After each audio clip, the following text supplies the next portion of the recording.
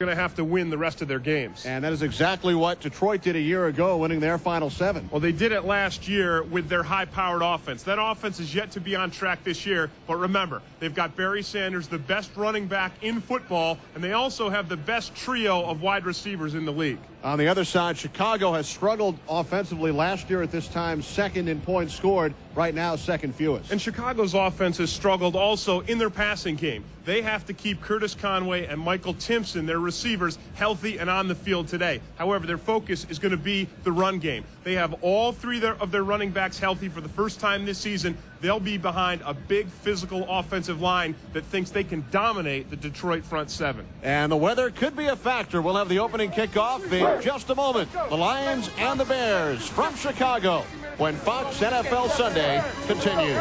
Win on 3, win on 3. 1, 2, 3, win. I know what I'm here for, baby. Fox, home of Super Bowl 31.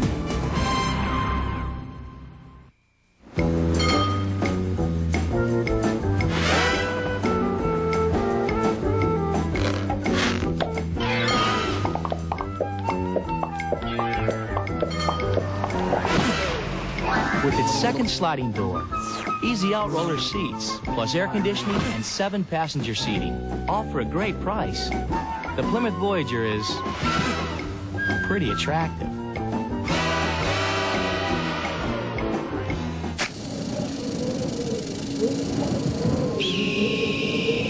Presenting the Sony Recordable Mini Disc.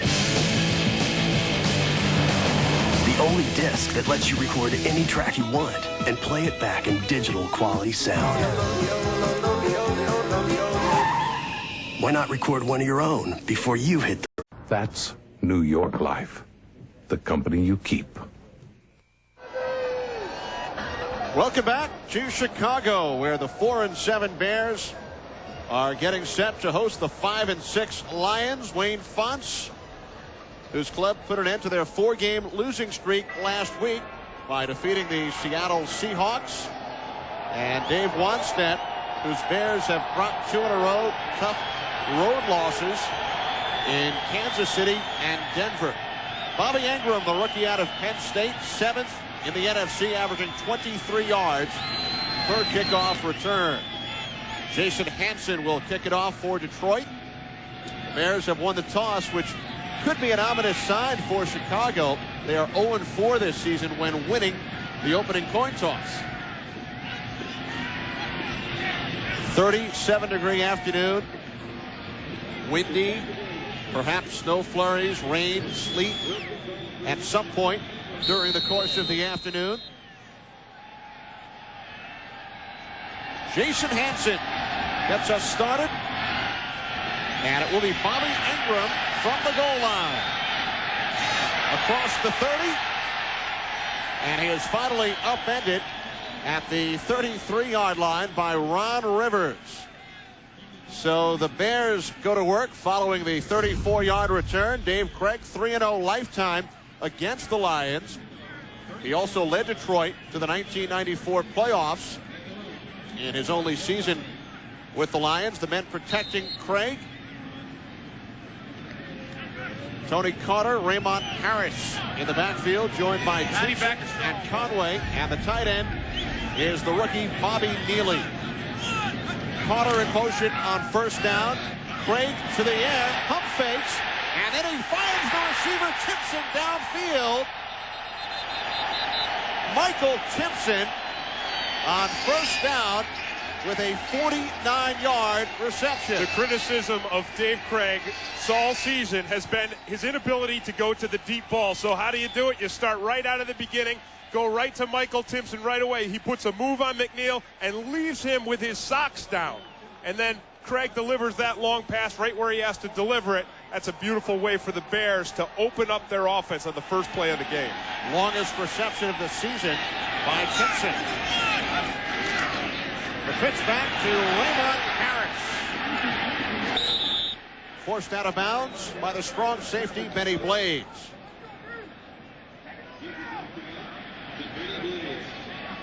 Well, they caught Blades up there in the run support on the first play, and that's what enabled Timpson to get open and complete that long pass. So Benny Blades, it works on this last play because he's still up there in the run support. Now the Bears need to go back to the air. Benny Blades with 18 tackles last week in the Lions' victory over Seattle. Raymond Harris lost yardage on first down. Craig to the air, end zone, touchdown, Curtis Conway.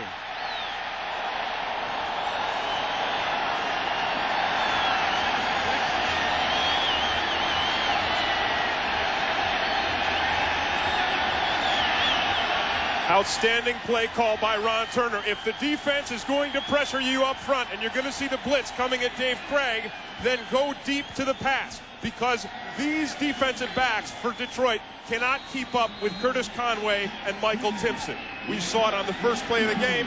We see it now on this touchdown pass. So the Bears march downfield in 3 plays. The extra point from Todd Sauerbrunn. 7-0 lead for Chicago as they score on the opening drive for the 4th consecutive game. Day is brought to you by Southwest Airlines. With fares so low, you have the freedom to go places. By Saturn, a different kind of company, a different kind of car. By Black & Decker, any job, anywhere, anytime. And by HBO. It's not TV, it's HBO. Back in Chicago, where the Bears, the second lowest scoring team in the National Football League, take only a minute 43 play, 66-yard drive, culminating with Curtis Conway's 5th touchdown of the season. Short kickoff, Glenn Milburn. Not much room. Michael Lowry, number 53, on the stop. Only an 8-yard return by Milburn. Kenny, it's a cold, sloppy day, so you can understand why Detroit would commit all 3 of their linebackers to coming in, stopping the run, and applying pressure on the quarterback. However, the offensive line picks up the blitz. Dave Craig stands in there, and the middle of the field is abandoned. The defensive backs for Detroit are isolated one-on-one with the Chicago receivers, and that's a win for Chicago all day. Now the Lions offense goes to work, play action, and Herman Moore makes the catch. The NFL's leading receiver, Donnell Wolford, makes the tackle. So Scott Mitchell, who did not start 2 of the last 3 weeks, including last week's game in Seattle due to the rib injury. Scott Mitchell in his 7th season out of Utah. Roberts, Compton, Glover, the first-round draft pick, Hardings, and Moss. Barry Sanders, joined by 3 wide receivers, and the former Bill Pete Metzelaars. Mitchell on the delayed handoff. It's Sanders up the middle, another first down. So 2 plays, 2 first downs for the Lions. Bears defensive unit, the front 4. Spellman with 5 sacks the last 5 weeks. Simpson, Flanagan, and Fontenot. Bears will play a nickel defense against Detroit's 3 wide receivers, Kane and Minter, the linebackers. Burton with Carrier, Carter, Mangum, and Donnell Wolford. Walt Harris not starting, suffering from turf toe, but he will play. Mark Carrier, the injured Bear, back in a moment.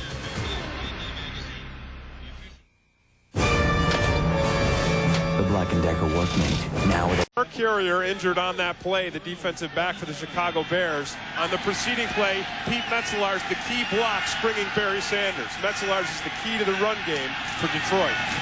And here is the handoff once again to Barry Sanders, just a couple of yards shy of 1,000, picked up 12 on first down, and now 3 more. And once again, Barry Sanders running right behind the block of Pete Metzelaars. Now, Metzelaars has been in the league for 15 years, so a lot of people would say, well, maybe a guy gets that old, he's washed up. But he, not only does he look good physically, and we spoke to him yesterday, he's in great shape, and he's blocking as good as he ever blocked in his championship days with the Buffalo Bills. 2nd down and 7 for the Lions in Bears territory. Mitchell swings it out. Herman Moore makes the catch. Donnell Wolford on the coverage as we take a look at Mark Carrier, heading off to the Bears locker room. Well, that obviously hurts the Bears. It always hurts you more to lose a defensive back when you're playing a team that plays a base formation of 3 wide receivers, because it taxes your defensive back squad. You always have to have an extra defensive back in the game. So when you lose one against a team like the Lions or the Atlanta Falcons, it's like losing 2. Anthony Marshall has replaced Mark Carrier. 3rd down and 2. Herman Moore in motion. Mitchell pump fakes. In trouble. And he throws it away. Jim Flanagan chasing Mitchell, and the Lions will be forced to punt. I've got to say that the Bears' defensive line came to life this season in the Minnesota game on Monday night. Alonzo Spellman got his cast off. Flanagan got healthy. All of a sudden, this Bears front 4 is applying pressure on opposing quarterbacks. Mark Royals' first punt of the afternoon drives Bobby Ingram back, and he watches it go into the end zone. So the Bears, with the 7-0 lead, will take over on their own 20-yard line following the 43-yard punt by Royals. Kenny Albert, Tim Green back in Chicago. Fox NFL Sunday as the Bears lead the Lions 7-0 in the 134th all-time meeting between these clubs. Back in week 4, it was the Lions over the Bears at the Pontiac Silverdome, 35-16.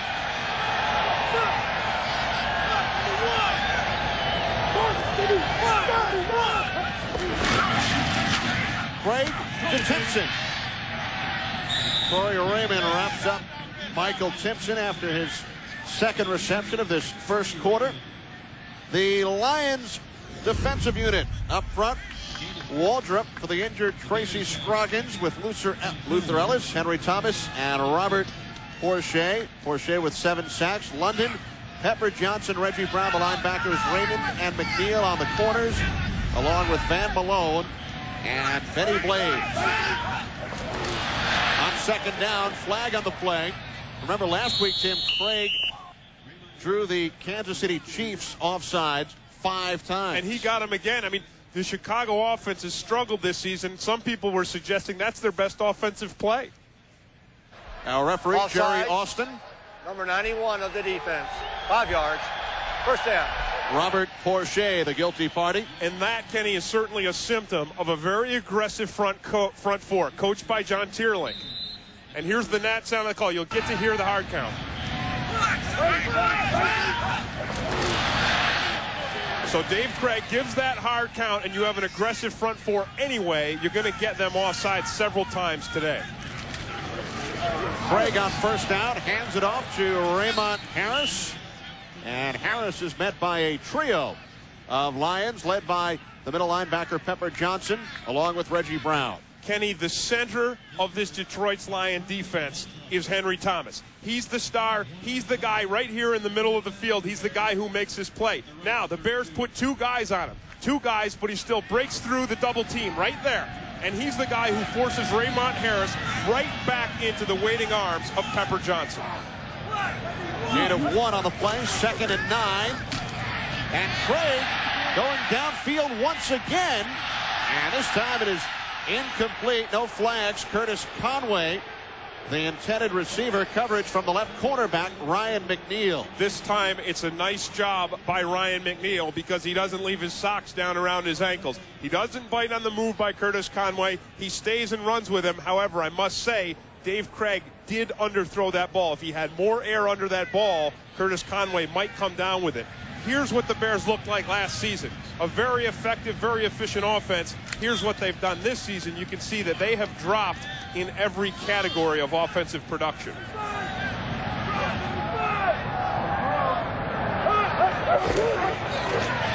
Here come the Lions on 3rd down as Craig dumps it off in and out of the hands of Raymond Harris. Yeah, Dave Craig miffed it, because Dave Craig is not a fancy footwork guy, but he used some fancy footwork on that last play. He spun outside of the contain, got past Kerwin Waldrop, and then delivered that ball to a place where Raymond Harris really needs to bring it down to pick up the first. Tom Sauerbrunn, top punter in the NFC. Wobbly kick.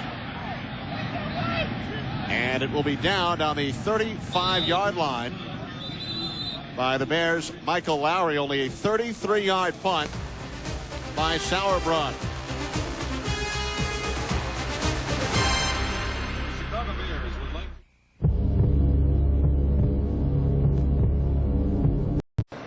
Kenny Albert with Tim Green from Soldier Field in Chicago.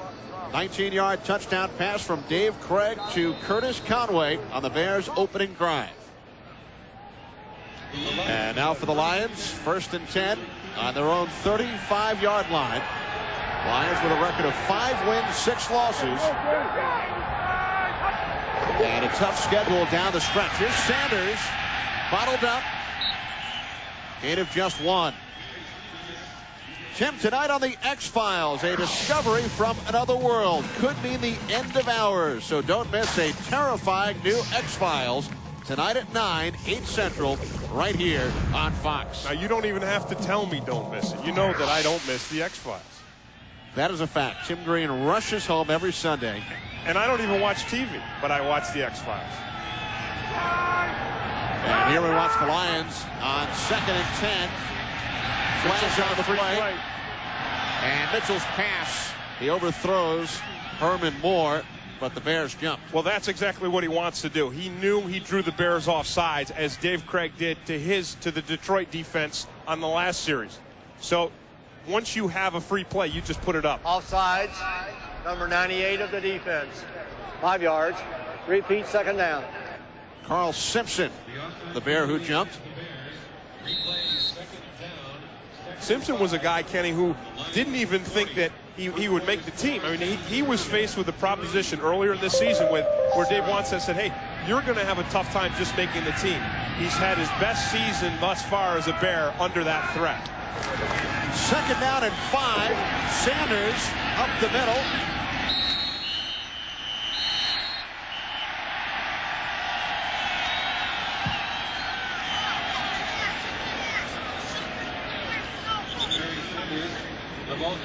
I think he did it, Kenny.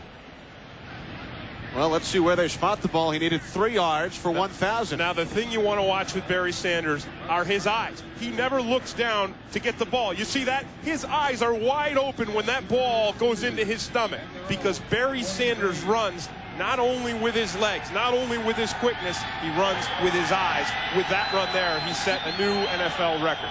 First player in league history with 8 1,000-yard seasons at the start of his career. Flag on the play as Mitchell tried to call timeout. The play clock hit 0. The question is, when did the officials acknowledge the Detroit timeout call? And you see Wayne Fonts there huddled up in the cold. He doesn't like this weather. The play clock ran out. Detroit called timeout. That's their first. So the Lions charged with the timeout. No penalty, although Dave Wannstedt feels otherwise. Sure, because if the flag goes down, the guy with the clock should be the guy throwing the flag. And if the guy with the clock didn't see the timeout, then how do they know that the timeout was called before the clock ran out? Midway through this first quarter, let's head to James Brown for this McDonald's game break in our Fox Television Center. All right, Kenny, take a look at Jeff Blake here.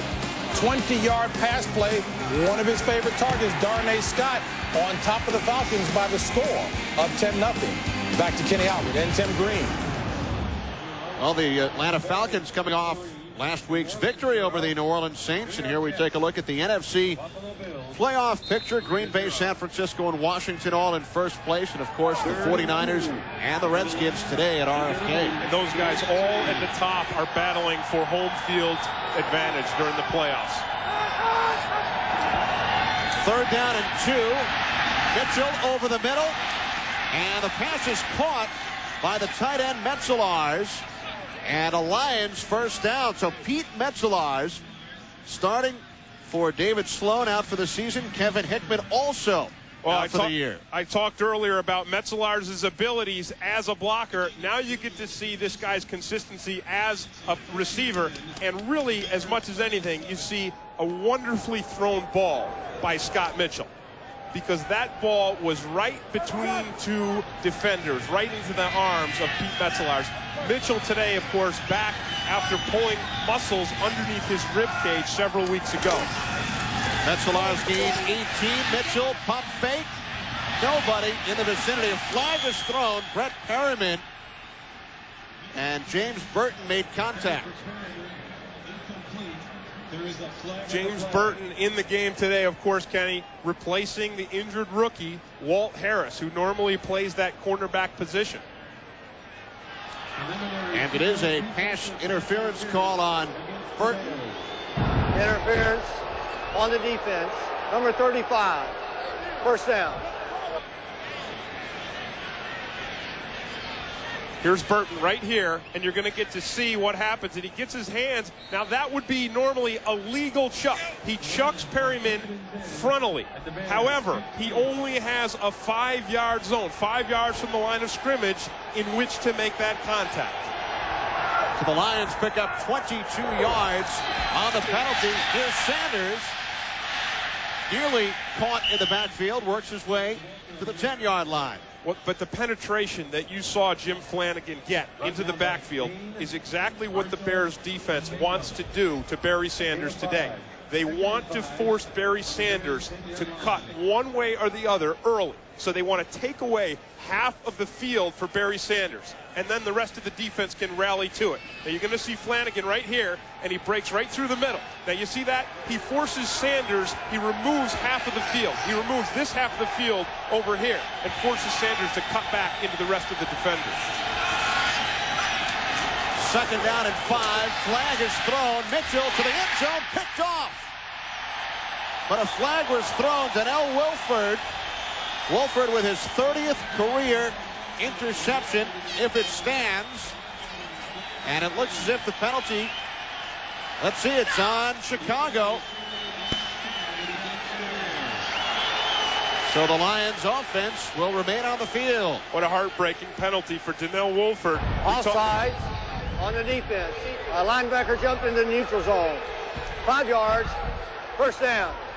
Well, the Chicago backers came up on the blitz, and it's not a linebacker. I believe it was Marty Carter, the strong safety for the Bears. Now here's Carter here. He's coming up on the blitz, so you want to get as close to the line of scrimmage as you can, but it's just that right foot that slips over the line, and they throw the flag.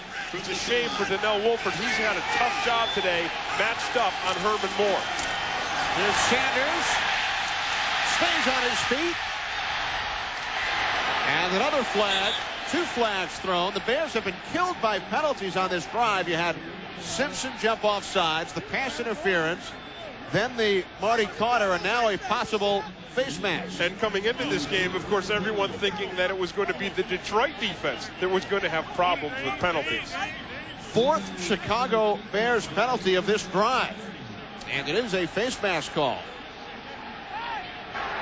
Face mask on the defense, on the tackle. Half a distance to the goal. Repeat, first down.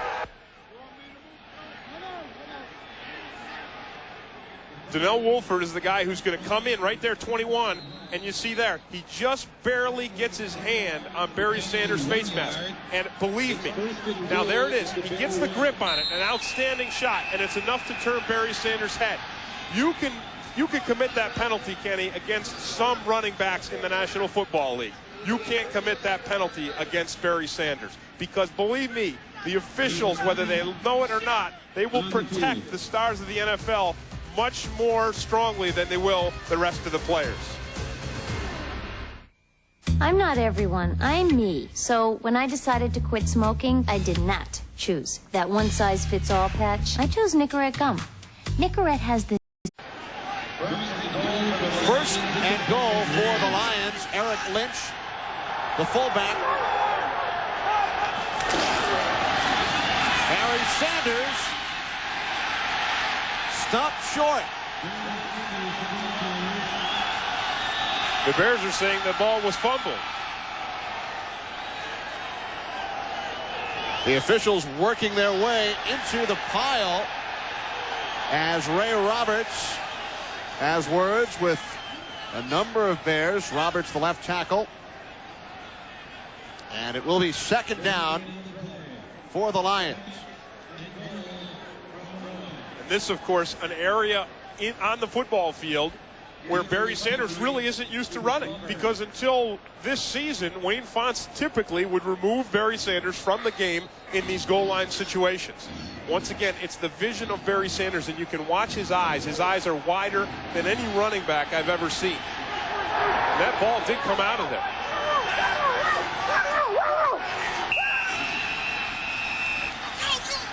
The Bears have called another timeout. Second timeout called by Chicago in the goal line situation. They called a timeout because they only had 10 defenders out there on the field. So it's a heads-up play by Anthony Marshall, who called that timeout. We'll go back to the play where Barry Sanders fumbles the ball. Now watch it here. He comes right up through, and he gets a hit, and watch the ball come out. Right there. There's the ball. The ball is out, so the ball is fumbled. But apparently the officials blew it dead, or Barry Sanders got it back. A lot of bodies trying to pry it loose. Well, sometimes you could fumble the ball in a scrum down there on the goal line, and the officials never know it. They never see it, and they blow the whistle when there's a pile. Again, you'll protect Barry Sanders. He's a big star. Second and goal on the 1-yard line. Mitchell on the sneak. Still no signal. Yes, he is in for the touchdown.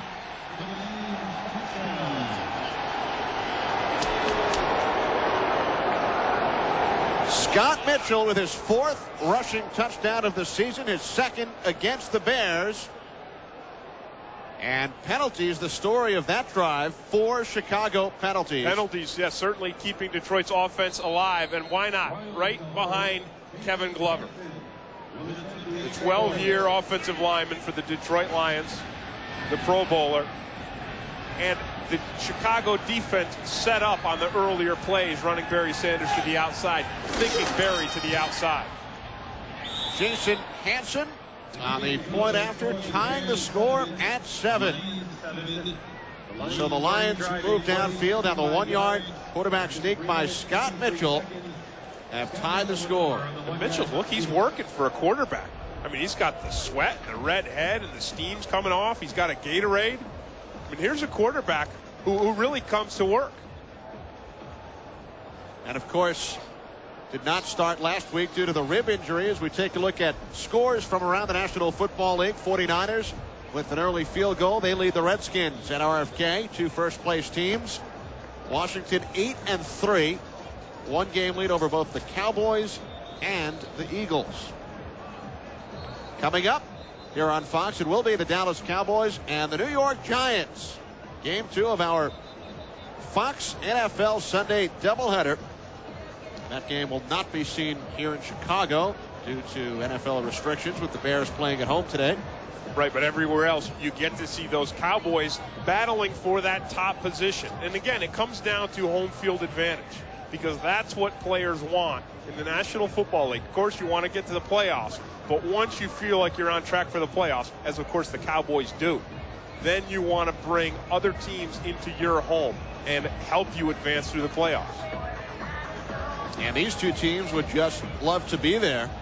Chicago at 4-7, finished 9-7 last year. They were the only team with a winning record to miss the playoffs, while Detroit, special teams coach Danny Abramowitz reaching into his bag of tricks. That is the best executed kick return I've ever seen, because not only is it a trick play, and Ingram has to make this throw, and Marshall has to make the catch. Watch the blocks. There are blocks all the way along the field, because Marshall does not have outstanding speed, but there are blocks everywhere. And then he makes a nice cutback, and now watch again. Ingram, the guy who threw the pass, he's out front throwing a block, springing Marshall for even more. Look at Marshall run out of steam.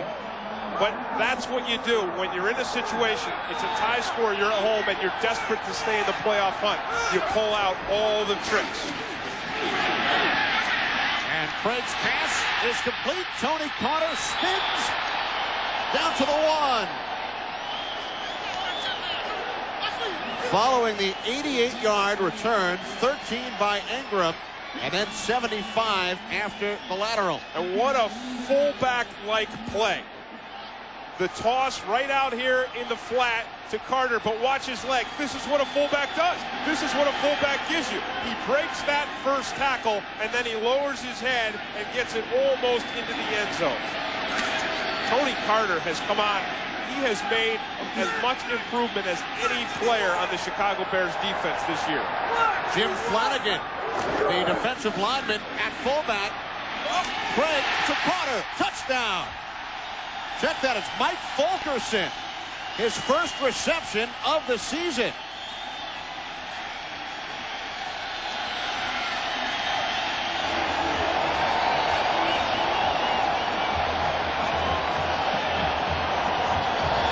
So with Flanagan, the defensive lineman lined up at fullback, it's Mike Fulkerson on the 1-yard scoring play from Craig. And a lot of time, that's what putting a defensive lineman into the end zone does. Because it's an aberration. You don't normally see a big 99 coming at you on a pass play. And when you do, he draws the attention of the defense, and that's what allows Fulkerson to spring free and wide open in the end zone. Kenny, the key play of that drive, of course, was the outstanding kick return, the call by Danny Abramowitz. When you're down, when you're tied, you're home, and you're desperate for the playoffs, here it is. A risky play on a cold, wet day, but really set up by outstanding blocking by the kickoff return team for the Chicago Bears. Well, watch Marshall run out of gas. I mean, he just runs out.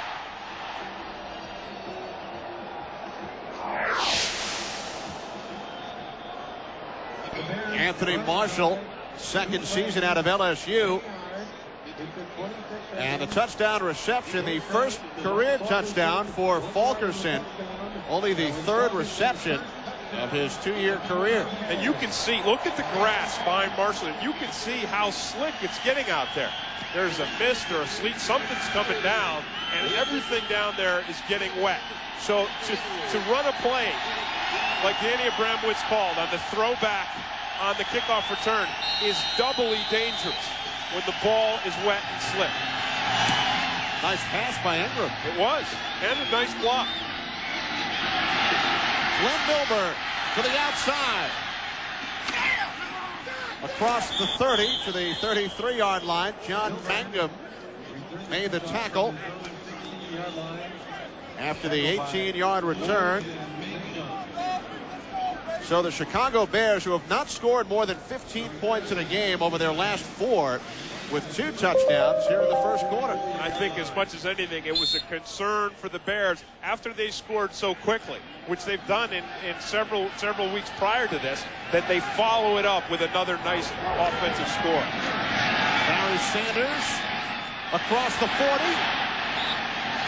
Take it out of bounds on the 47-yard line. Marty Carter on the stop, 13 yards on the play for Barry Sanders. Kenny, Barry Sanders is like a one-man magic trick because you can't trust your eyes with Barry Sanders. Now you see him, now you don't. Watch Carrier come up and try to make a tackle. He thinks Sanders is going inside, but Sanders is going outside. He is the quickest, most elusive player in the game of football right now. He used to give me nightmares as a defender.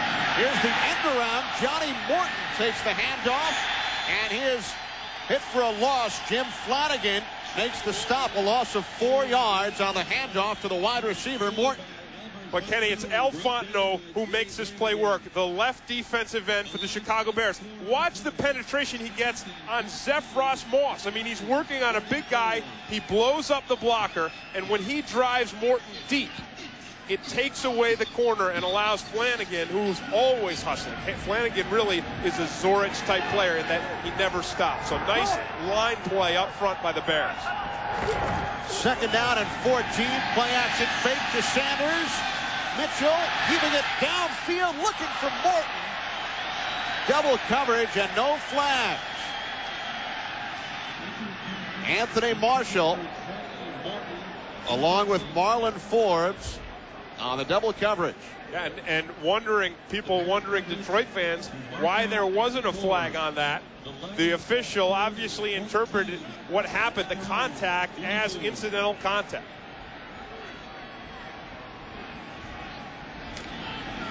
Johnny Morton with a career-high 174 yards in the first meeting this season with the Bears. 3rd down and 14. And Mitchell's pass intended for more. There's a flag. It's Wolford once again. There's two flags. Yeah, two flags thrown. I mean, that pass interference was so obvious, he got 2 flags. Donnell Wolford's lucky he can only get 1 penalty for it. Pass interference. Number 21 of the defense. 1st down. 5th Bears penalty. 5th defensive penalty, and the 2nd pass interference. Wayne Fonts told us yesterday that he instructed Scott Mitchell to throw the ball to Herman Moore right here, even if he's covered. Now, Donnell Wolford is there on the play, on the coverage, but he goes up and obviously gets his hook. He hooks that left arm right underneath Moore's shoulder. Sanders takes the handoff, spins out of trouble.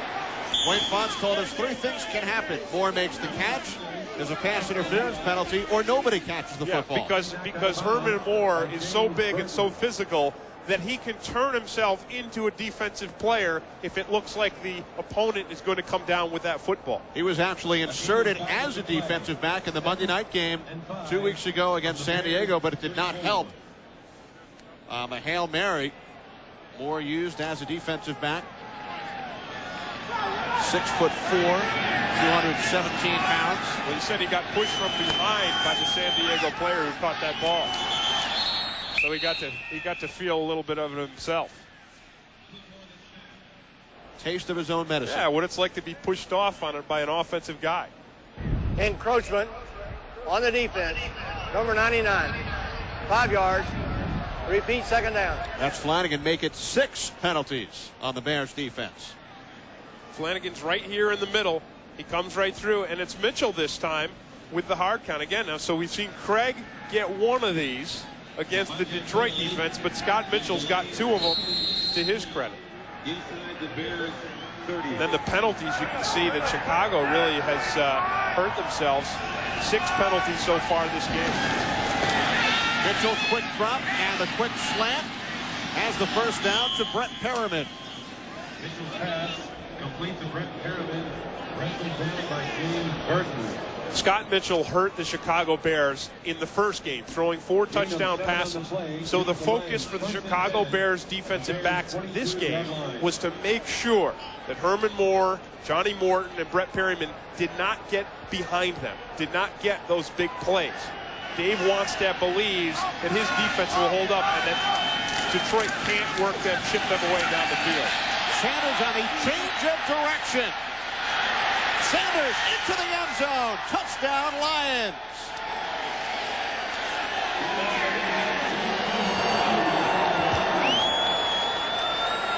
You can never trust your eyes when the ball is in the hands of Barry Sanders. We talked about the Bears defense defining where Sanders can run. And it looks as if he has no chance whatsoever to break it back around this side. And then look at Herman Moore with the blocking out front. That's really what turns this into a touchdown. Because Donnell Wolford is one of the best open field tacklers in the National Football League. Herman Moore uses him up, and Barry Sanders performs his magic. 22-yard touchdown run. Hanson with the point after. For Barry Sanders, his 8th touchdown of the season. 10 carries, 67 yards in his first quarter alone. He has this incredible sense on where to bounce. I mean, look at it there. It looks as if there's absolutely no place to go. Carl Simpson is right there on the ground. Flanagan's coming from the backside. There's a backside here, but I want you to watch that. Look at that block by Herman Moore on Donnell Wolford. Wolford's the last guy who can get Barry Sanders, but he's being taken up by Herman Moore. And that's just selflessness. That's a guy who just wants to win football games. Because Herman Moore is a big-time receiver. He's as big-time as you get. But he's out there on a run play, really to the backside of the play, because the play called for Barry Sanders to go to the other side of the field. But Herman Moore is still out there working, blocking, attention to detail. It's really the sign of a champion. And when you have guys like Barry Sanders and Herman Moore, that's why people are crying for Wayne Fontes to take this team not only to the playoffs, but the Super Bowl. Well, Wayne Fontes and the Lions have reached the playoffs 4 of the last 5 years. Today, looking to hit the 500 mark with 4 games to go.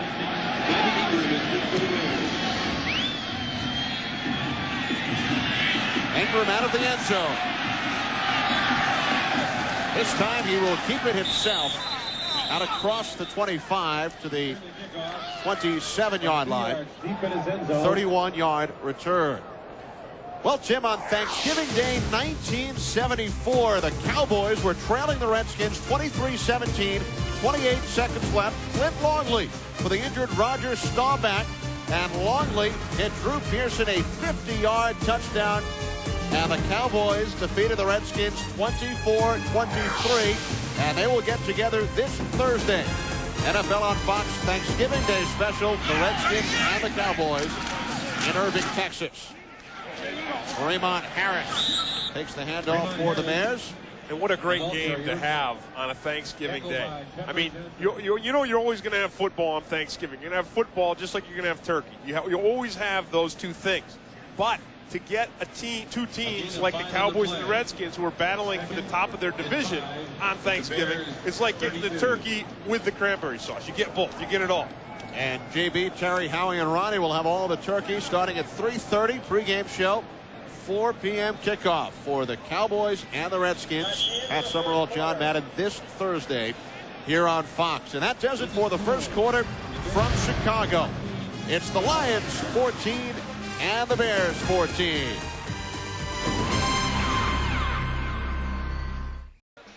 Back at Soldier Field in Chicago, the Lions and the Bears even at 14, end of the first quarter. Kenny Albert with Tim Green. What else could we have asked for? I know. I mean, you talk about Thanksgiving and turkey and football. I mean, those are great things. We got a great football game here. It's a cold, wet day in Chicago, which you love. You got the black and blue teams going at it, a tough battle. Both teams hoping to keep their playoff hunt alive. And you've got passing. I mean, even though it's cold and wet, Dave Craig with 2 touchdown passes already.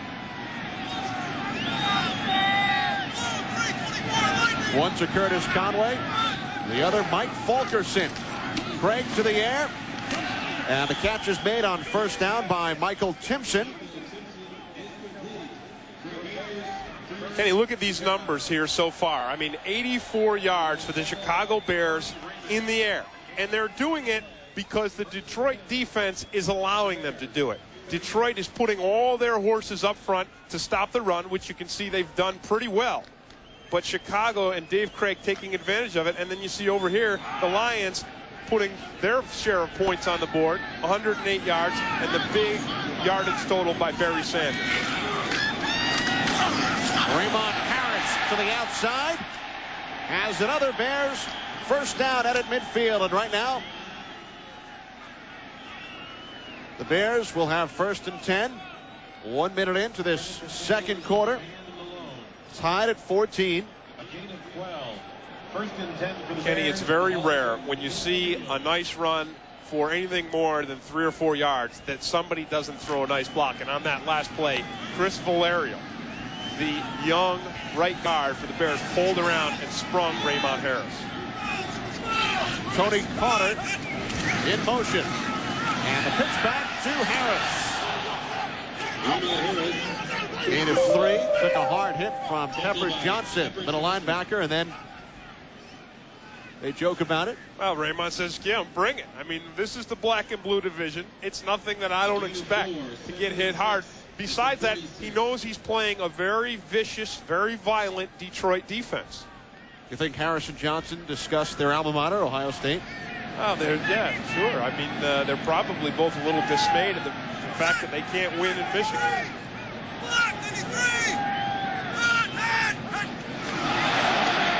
Lions may have jumped. It's 2 for 2 now.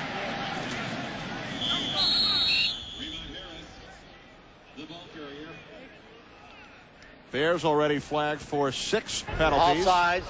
Number 94 of the Missed defense. the second 5 yards. on the Lions. Repeat second down. Luther Ellis. Now, Kenny, I want you to imagine you're poised at the line of scrimmage. You've got to explode into a 300-pound lineman. You're ahead on your way, and this is what you hear.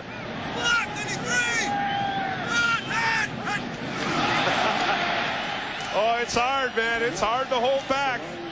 41. Dave Craig does it as well as anyone. It's all about the voice inflection. And our sound technicians do it as well as anyone. Play action as Craig swings it out. Tony Carter could not hang on. And I think on that play, you see the first effects of a wet, slick field.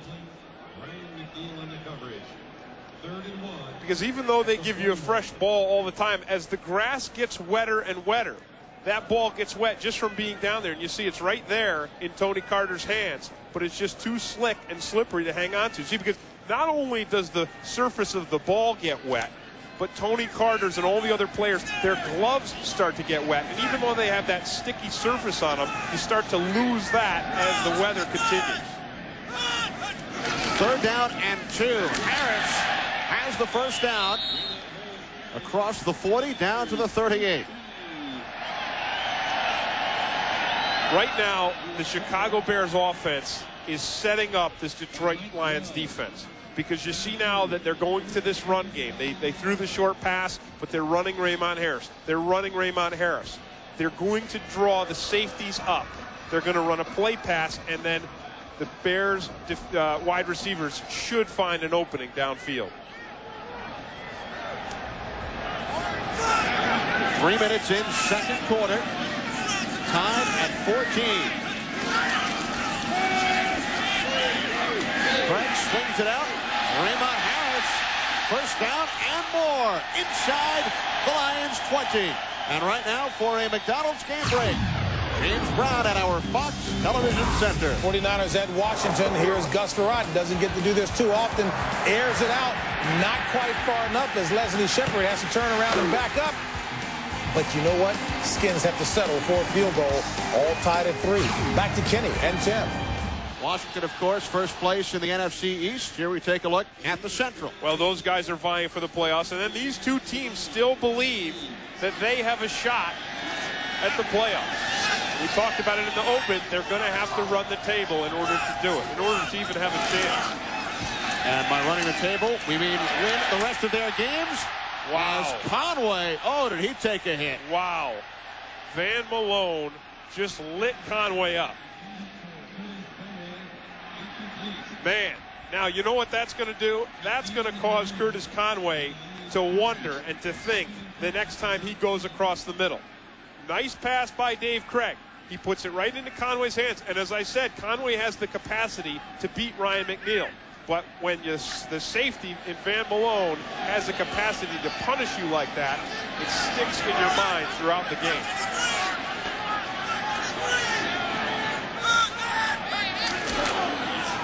On second down, Craig hands it off to Raymond Harris. Once again across the 15-yard line, a gain of 4. Pepper Johnson made the stop.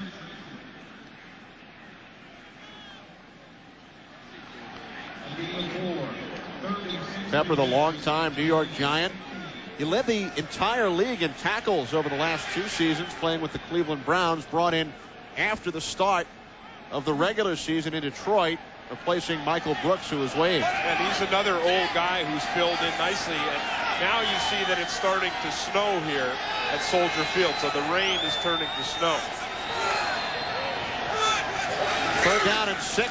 Quick drop, quick slant. Timpson, first down. Wow. That takes guts by Michael Timpson, because he knew it was coming. Don't think he didn't see what happened to Curtis Conway. Don't think he didn't know that Van Malone was out there laying in wait. This is what it sounds like. You can only imagine what it feels like. Wow. And don't think Timpson doesn't know that Van Malone was fined $7,500 earlier this season for hitting Tampa Bay's Alvin Harper with the crown of his helmet. Yeah, and now Timpson has to come off the field. Malone hit him so hard. Harris down to the 5. Pepper Johnson, Harry Thomas combining on the stop. Just going to say, Pepper Johnson really is giving Dave Wannstedt's team some fits right there in the middle of the run game. He's really throwing himself around. The thing that Pepper Johnson lacks is the speed that he once had. But he still has the size. He still has the bulk. And obviously, he still has the tenacity to throw his body right up there in the middle of the line. And getting the opportunity to play in his hometown with the Lions. This is the 12th play of the drive. Craig looking end zone, and he threw it away. On the play action, nobody open. It will be 3rd and goal. And no flag on that play after Kerwin Waldrop walloped Dave Craig. You know, we talked about it before the game in the pregame show, and Howie Long talked about it on this pregame show after we did, and he said, as I said, you're not going to let up. Now here, Dave Craig throws it, and you see Waldrop, he hits Craig in the strike zone, and he nails him. You've got to do it. You've got to turn it loose in the game of football. You can't be thinking about the rules during the game. Craig on 3rd and goal, under pressure, fires, touchdown!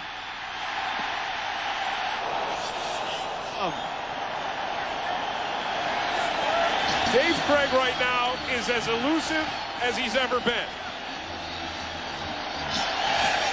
which is unbelievable considering his age.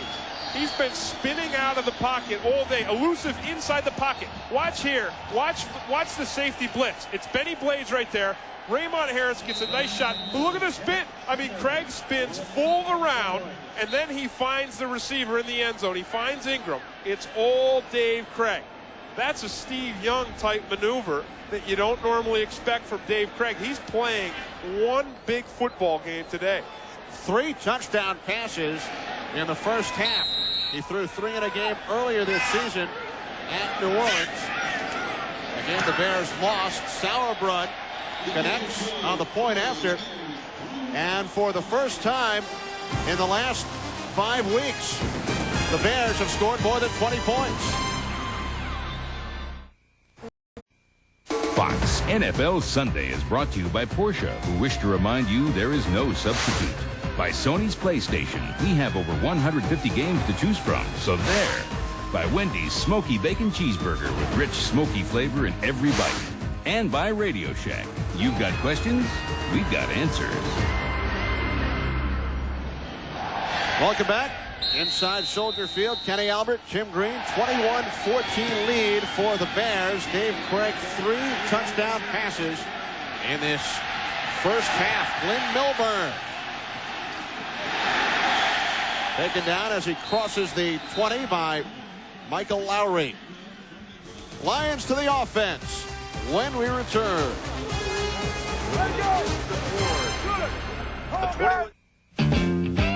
Dear Dave, after session last week, we had your smoky bacon cheeseburgers. One bite and we said, man, whoever made this has paid his dues. 3 strips of hickory smoked bacon, smoked cheddar with that sauce, all on a 1/4 pound of fresh beef with sauteed onions. Dave, it was so delicious, Lucille and I played a whole set of Lowdown Blues. Your pal, B.B. King. Dear BB, keep smiling. You'll beat those blues yet. Try Wendy's Smoky Bacon Cheeseburger Combo. Carbon monoxide isn't the only thing to worry about coming from your tailpipe, because with every stroke of your engine, motor oil is being vaporized into exhaust, leaving less and less protection. That's why there's Castrol GTX 10W30. Of every leading 10W30, Castrol provides the most protection against volatility burn-off. So use Castrol, or watch more of your protection go up in smoke. Castrol GTX, the most protection against volatility burn-off. Have you seen the elf? It's hiding behind this card. The elf. The world's smallest 2-time zoom camera. The big news in the advanced photo system. Have you seen the elf? New from Canon. How do you do a really big project without a really big budget? The Ace Really Big Sale. Big help and big name products at really big savings. The Really Big Sale. One big reason, Ace is a place with the helpful hardware folks. Witness the most horrifying accident ever caught on tape and meet the people who survived them. Close Call, Cheating Death, Monday on Nonstop Fox.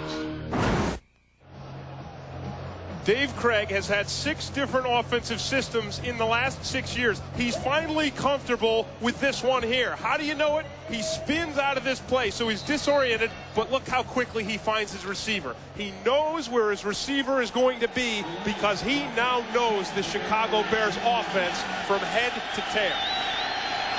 And now the Detroit Lions offense back to work. 1st and 10 on their own 21-yard line. Johnny Morton in motion. And Mitchell's pass complete. The tight end, Pete Metzelaars, his 2nd reception. And it is good for 17 yards.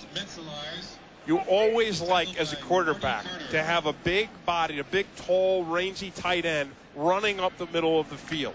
Because it makes you feel confident and comfortable that you have a big target. Because you can throw the ball anywhere from here to here. So it's a huge range. It's like having, twice the size target in a shooting gallery that you normally have. Mitchell on 1st down. Brett Perriman out of bounds at the 48-yard line. Pushed out by James Burton. Complete to Brett Perriman. Tim, this week on the Fox Tuesday Night Movie, hang on for the ultimate excitement, the ultimate adventure, the ultimate suspense. Cliffhanger, starring Sylvester Stallone, Tuesday at 8, 7 Central on Nonstop Fox. Parental discretion. Big-time movie. Parental discretion is advised. You talk about intensity, an intense movie, an intense guy is Alonzo Spellman. Barry Sanders picks up 2 on 1st down. Marty Carter forced him out of bounds. And that is so frustrating for a defensive lineman, as you saw Alonzo Spellman on that last play. To break through, he broke through the blocking. You couldn't do it any nicer. He got upfield on top of the runner. You couldn't do it any better. But it's Barry Sanders. It's Barry Sanders, and even though you do everything right, he can make you do things wrong. How many things did he make you do wrong during games against Atlanta? Unlimited. I hate to recall them. Mitchell on 2nd and 9. It's Perriman once again. Brett Perriman's 3rd catch of the afternoon, 11 yards, and a Lions 1st down. And what you're seeing is the Chicago defense employing the same strategy that the Detroit defense has, and that is to commit guys up to the run to stop Barry Sanders. It isolates defensive backs one-on-one. James Burton versus Brett Perriman. And don't forget, they just don't want to give up the deep play. Mitchell has completed his last 4 pass attempts as the rain continues to fall. And a flag is thrown. This could be the 3rd pass interference call on the Bears. James Burton. Brett Perriman, the intended receiver. Well, the Lions have got something good going with this matchup with Burton and Perriman. And if you get something going and you find one player who can defeat another one in an individual battle, you just keep going back to it. So Dave Wannstedt's going to have to think about trying to give Burton a little bit of help somehow. Burton starting for the injured Walt Harris. Pass interference on the right cornerback. 1st down. Once again, Burton's focus is to not get beat up top, not let Perriman get behind him. So he's running with him, and now when Perriman stops, Burton hangs on. It really wasn't that bad of a call. I mean, it was a bad call. It really wasn't that bad of an interference. You see a heck of a lot worse than that one. Lions gained 16 yards on the Bears' 7th penalty. All on the defense. Quick slant to Metzelaars. Nice move, cutting away from Marty Carter. Metzelaars in his 15th NFL season, 36 years of age. And that's what that big body does for you. The big body enables you. You're a bigger target for the quarterback. You can block defensive linemen in the run game and lead up and through for Barry Sanders. And after you catch that ball, you're much more difficult to bring down for a strong safety. What did you call Metzelaars yesterday? Velcro man? Velcro man, because he sticks to you. When he blocks you, he is impossible to shake. On the delayed handoff, here's Sanders. Flag is thrown. Sanders coughed it up after the play was blown dead. Flash thrown on the far side.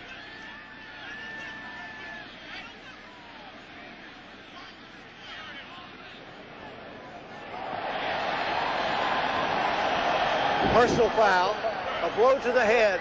Number 71 of the offense, 15 yards. Repeat first down.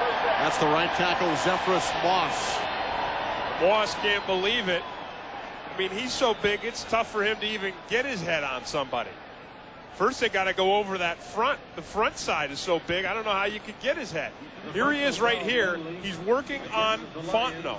So what usually happens is, oh no, it's a blow to that, not his head, but he clubs Fontenot in the head with his left arm. So it's the head slap by Zephyrus Moss. And that's a slap. I mean, that's a slap that makes you think that you're in Toledo.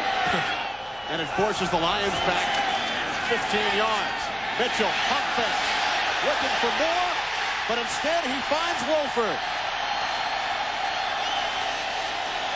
30th career interception for Donnell Wolford, who picked Mitchell off earlier, but it was called back due to a penalty. This time, it will stand. Donnell Wolford had problems in the red zone on the other series. He's got a tough job. He's locked on to Herman Moore. And again, you see how deep he's staying. But when Mitchell puts this ball up, he puts it up way too far beyond Herman Moore.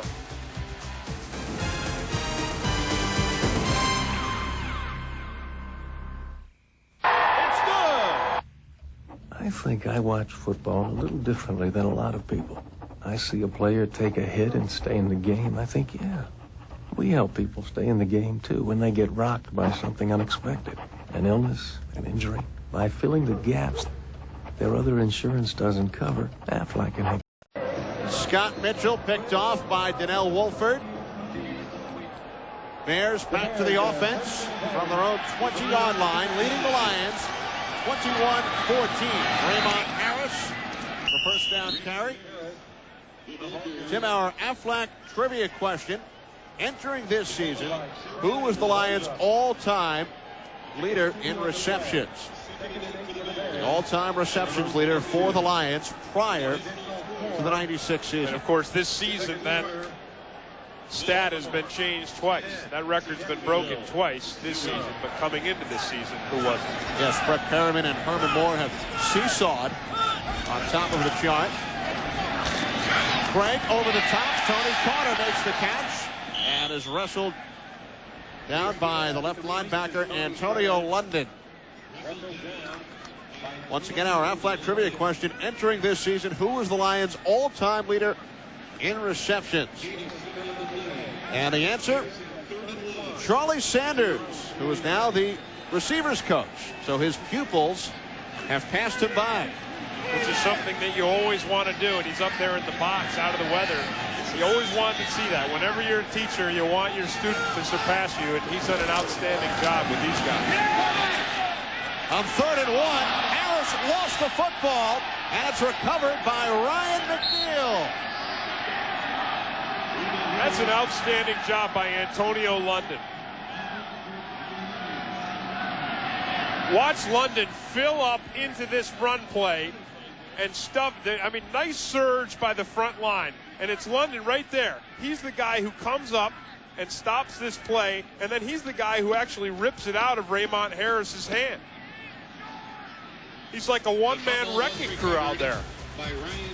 First Bears turnover of the game.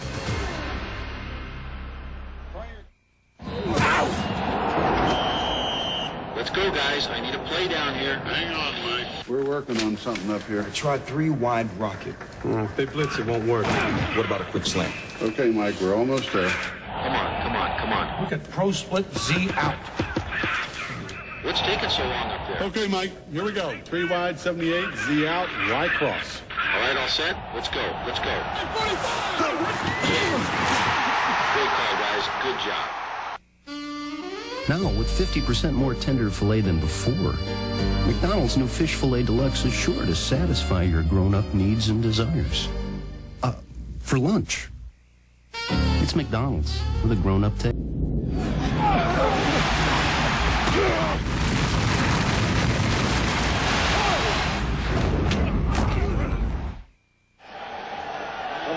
Back in Chicago, first down for the Lions on the Bears 31 following the turnover. The fumble recovery by Ryan McNeil. Mitchell to the air on first down, nearly picked off by Wolford. It went through Herman Moore, and Wolford almost came up with his second pick of the game, and Moore is shaken up. We saw the slick track earlier, and you can see there now on the grass how wet that is. And everybody talks about artificial turf, which I despise. But here you see the effects of a slick track, even on grass. Here's Herman Moore coming in from the right. And he gets that leg planted right underneath him. Right there, you can see how bent back Herman Moore's leg was. But he actually grabs his hamstring. Here he comes again. He makes the break to the inside.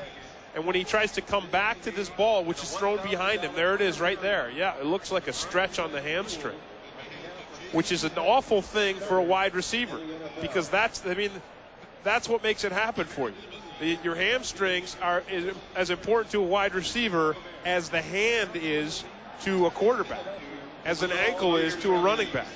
And that's where you make your money, with that hamstring muscle right there. As Herman Moore, as they check him out, Kenny, one dilemma that Scott Mitchell has is who to throw the football to. I mean, he's got Johnny Morton, Brett Perryman, Herman Moore, the best trio of receivers in the league, and he's got Barry Sanders to hand the ball off to. So yesterday I said to him, how do you decide where to throw the ball? I said, people must be tempted to try to bribe you or to at least lobby you for that football. And he said, absolutely, there's different ways guys try it. You may claim your autographed ball by presenting the winning ticket stub at the Game 1 promoter's office at the conclusion of today's game. And I'm going to tell you about the race in just a few moments, after this play maybe.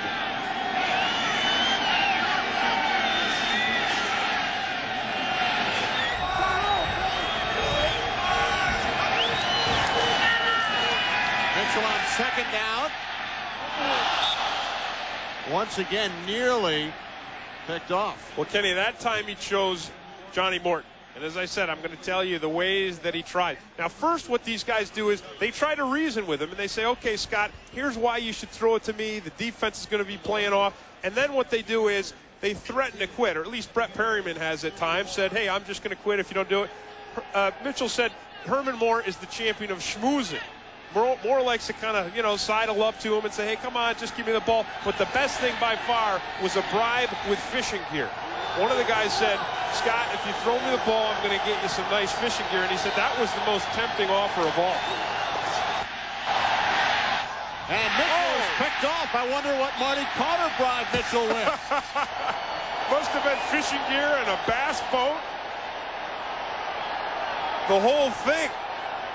But that was an outstanding catch by Marty Carter. As a quarterback, when you have the kind of zip that you have on the football, as Scott Mitchell does, you look out there, you see 23, you say strong safety, I can just zip this baby right over his head. It's wet, it's cold, he sees it, he sees his receiver, and he feels like he can just zip it, and it's just a perfectly timed leap by Marty Carter. And the other thing he knows about Carter, Mitchell knows that Carter has got to cover Barry Sanders. And there you see Sanders get into a scuffle with Carter. Third interception this season for the former Tampa Bay Buccaneer in his second year with the Bears. I mean, that was just an incredible defensive play by Marty Carter. Because Scott Mitchell was not wrong in throwing that pass. He's got to believe that Carter's focus is going to be on Barry Sanders and not enabling him to leap up and make that play. Blake on first down, hands it off to Raymond Harris, who fumbled on his last carry. San Francisco and Washington tied at halftime. 2 field goals on each side, 6-6 score at RFK. So the Redskins with that 1-game edge on the Dallas Cowboys and the Philadelphia Eagles. Coming up next, the second game of our Fox NFL Sunday doubleheader, the Dallas Cowboys and the New York Giants, except in Chicago. Craig swings it out. Raymond Harris, first down and more. This is nice play selection by the Chicago Bears because, as we've talked about, it's getting wetter, it's getting slicker. But the run game's not working all that well. As you see Raymond Harris tapping his back. It looks like he may have hurt himself again. He's been banged up. But when the run game's not working and you've had the pass game working before and it's wet, you go to that short pass game. You go to the short, safe pass. And that's exactly what the Bears have done. 13 yards on the play. First down on the 49. Play action. Craig over the top, wide open. Curtis Conway. Inside the Lions 30.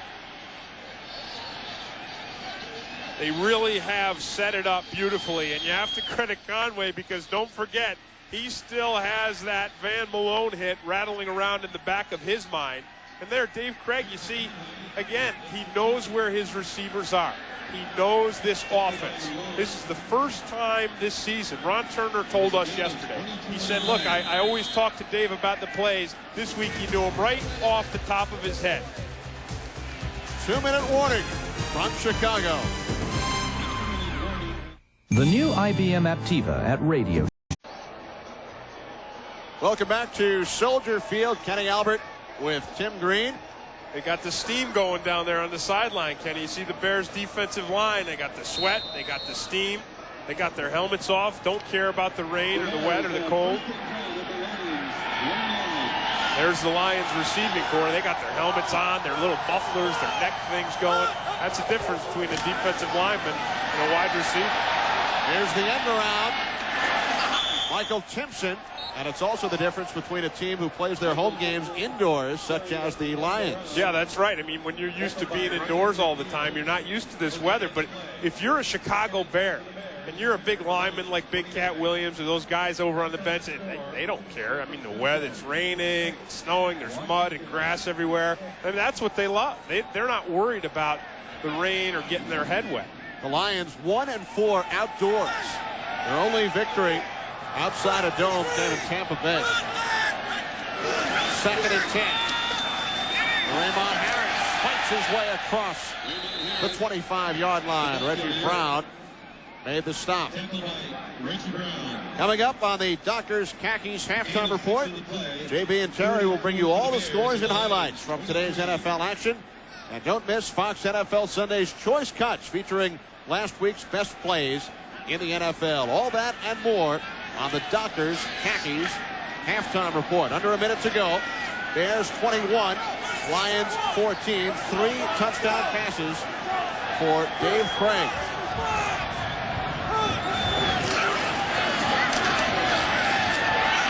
Craig's arm was batted on the pass rush by the Lions. So the field goal unit comes out. It's Henry Thomas, Kenny, right here, and the Bears wanted to double team him. But he's working on Todd Perry, and he comes around, and he puts the hit on Craig. You can't single team Henry Thomas. A lot of people have lost respect for him. They said he played his best years. They were behind him with the Minnesota Vikings and when he was teamed up with John Randall. But Henry Thomas is a guy who still can play. 42-yard field goal attempt. Jeff Jager. It is good. Jager now 16 of 20 on the season as he extends the Bears' lead to 24-14.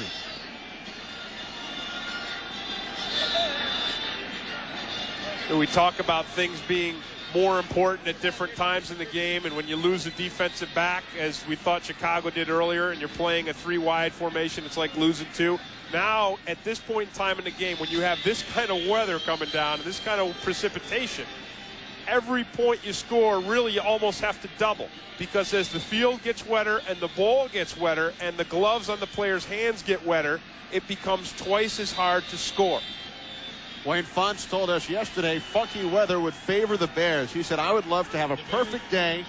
I wish the weather would not affect a football game. And that comes from a coach who, as we mentioned, coaches his home games inside. Well, I think Wayne Fontes likes to be inside. He doesn't like this outdoor mess. However, I disagree with him because he still has Barry Sanders. And as we've seen from Barry Sanders today, I mean, he can still run the football. It doesn't matter what kind of surface. You put him on mud, on ice, on slick, on plastic grass, on real grass. Barry Sanders can still make your offense work. Lynn Milburn to the outside across the 30. Finally knocked out. What a hit by Sauerbrunn. The kicker. I mean, that's going to earn him some points in the locker room. That's great. I mean, when the kicker comes up, he didn't just go down on his legs. I mean, Sauerbrunn just sticks it. You don't normally see this from a kicker. Watch it. He comes up, he gets low, comes underneath him, and it's a form tackle. And, of course, he does it on the Bears sideline. Yeah, watch him get underneath. Watch him get his pad underneath. Gets his shoulder up, lifts, follows through with his weight. What an outstanding tackle by a guy who just punts the ball, kicks it around. And the high fives all around as Barry Sanders takes the handoff on first down. Lions call timeout. They now have one remaining. 19 seconds to play. First half.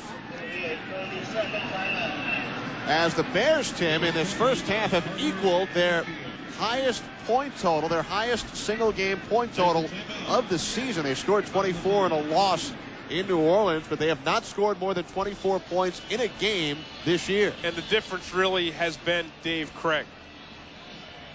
Krieg has operated this offense. He's spun out, avoided pressure inside the pocket, and he's found his receivers. So when he spins out and spins around, he's not disoriented as he was several weeks ago. I mean, this is a guy who wasn't even with the Bears for training camp.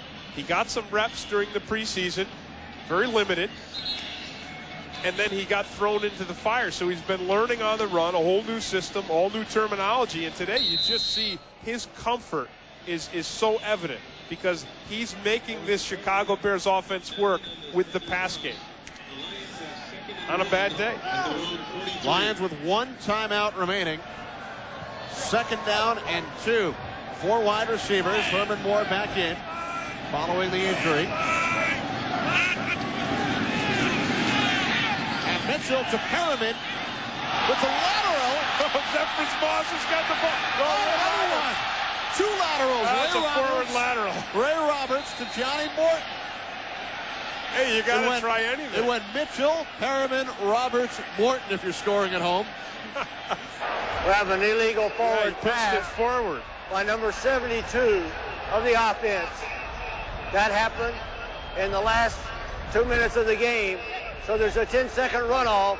The half is over. Do you think the Lions practiced that play? I don't know, but the way Perriman got rid of it, it looked like it was planned because he just gets it and heaves it. But I think he heaves it to the wrong guy. I think this is just improvisation. And then Ray Roberts comes down with it. Look, he doesn't know what to do with it. He just throws that baby out there. He sees Johnny Morton. And he's so unused to touching the football that he doesn't realize you can't throw the thing forward. The only thing missing, the Stanford band. That's right. So the first half comes to an end as the Bears lead the Lions by the score of 24-14. 3 first half touchdown passes for Dave Krieg. While for the Lions, Barry Sanders with 76 yards on only 12 carries, and he eclipses the 1,000-yard mark for the 8th consecutive season. Dockers halftime coming up. Sydney's found. Dockers Halftime Report, brought to you by Dockers Khakis, for pockets that never collapse. Hey, nice pants. Back here in Hollywood with the stockbroker Terry Bradshaw, I'm James Brown. What's going on in Chicago? We got us a bear market, big guy. 24-14, futures are looking bright. Health of Steve Young a concern in Washington today. Hey, he says my groin's fine. You wonder if I can take a shot? Well, look at Stanley Richards coming up from his safety position. There's the blow. Young down, gets up 140 yards passing in the first half. Good game for him. Gus Frerotte, 7th round draft choice out of Tulsa. North Turner done an excellent job with this young man. There's your long pass to Leslie Shepard. But all we have to show for all this offense is field goals. 6-6 tied. Now, I know you like Steve Burlock. I like him. He's a domer. He's smart. And he likes cutting horses. There it is. Blitz him. Willie Green says, you blitz, you put me in man-to-man coverage out here, I'll break a tackle. He does. 30 yards. There's your touchdown. There's your leader. Panthers 10-3. John Casey with his leading 28th field goal. Jeff Blake. I like him. I like him. Well, I wonder why. Jeff Blake is the mad bomber. Firing deep down the field. Anthony Phillips, right cornerback. First has gained back since missing 7. Bad day for him. There you have it. Pickens with his touchdown, 4 receptions, 116 yards. Bingo all over the Falcons, 20-10. I like his big arm. Yeah. Tony Dungy likes his kicker's foot, 6-0 over the Saints. Vikings trailing by 4 to the Broncos, that at the half.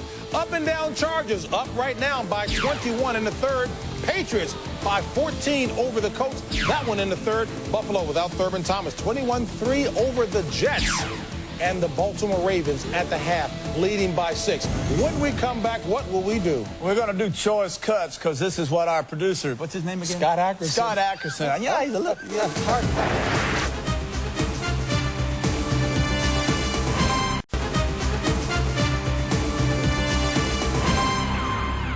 Welcome back to Hollywood and the Dockers halftime. Now, as the season moves closer to playoff time, the action on the field has become more intense.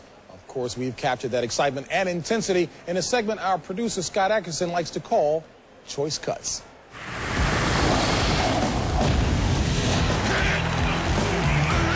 That was a crack.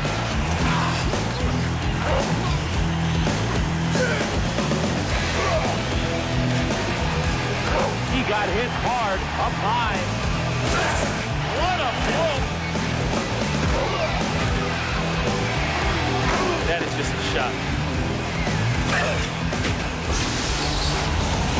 Barry Sanders cuts back. He's on the end zone. Hand off the rim. Touchdown. At the toss, Davis cuts back the middle 10. Davis is at 5. Davis is going to score. Terrell Davis. The bus shakes him off like flies. Russell sniffing the end zone. Touchdown. Slipping a tackle. What a quick move. We'll give it off to Lamont Warren. He has a seam at the 30, 135, 40. He's at the 45. Jerry Rice is open. Touchdown. What awareness by Bruce. What a catch. Haynes makes a beautiful catch. A beautiful play. Going deep for Jackson. All right. Jet Reed. Sensational catch. Down the sidelines and caught by Michael Irvin. That was a heck of a throw and a heck of a catch.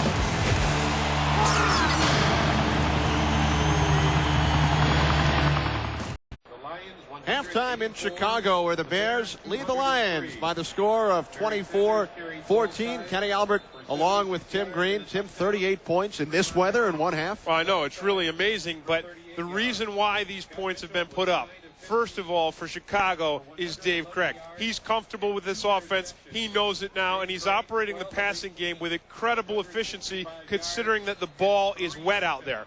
For the Lions, Barry Sanders is showing why he's Barry Sanders. One of the greatest, maybe the greatest runner ever to play the game of football. 76 yards in the first half, all on a slick track. Remember, Barry Sanders can do it on any kind of surface. And he reached the end zone for the 8th time this season as we take a look at the first half highlights. Well, again, he has the ability to change direction like this, even on that kind of a surface, coming all the way back to the other side of the field. And then don't forget Herman Moore's nice block to spring him into the end zone. And then, as we said, for the Chicago Bears, it's Dave Craig. Watch how he knows where his receivers are. He spins out, nice job, but he has the awareness and the knowledge that his receiver will be streaking across the back of the end zone. Dave Craig looks the best he's looked in a Chicago Bears uniform today. And I'm not talking about a photo session. So what exactly are you talking about? I guess what you're talking about are the 3 touchdown passes, the 12 of 18 numbers. Yeah, I mean, it doesn't get much better than that, especially considering that you've learned a whole offensive system on the run in the middle of the National Football League season. Bears kick it off to begin this second half. Glenn Milburn across the 20, and he took a hit from Robert Green. First half numbers. And again, Very big offensive numbers considering the conditions. And you see here 184 total yards for the Lions, 203 for the Bears. Of course, the difference in the points you can always see when there's a differential in the turnovers. The Lions with one more than the Bears, that usually determines the leader in the score. Barry Sanders to the right side, wrapped up by Jim Flanagan. Yeah, Flanagan just dominates Jeff Hardings on that play there. And we talked about Flanagan all game, about his hustle, about his intensity. He's rushing the passer very well, and there you just see flat dominance on the run game.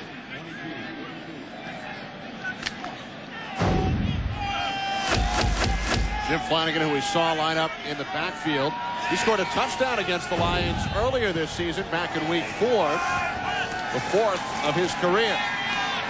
Mitchell with time, with room. Johnny Morton makes the catch for the first down before he was upended by Marlon Forbes. Johnny Morton wide open. Well, it's just too much time to allow Scott Mitchell to find his receivers, allowing Johnny Morton to get open down the field. And you see it's just a simple in and then out. He leans in, breaks out, gets himself wide open, and Mitchell certainly had the time on that one.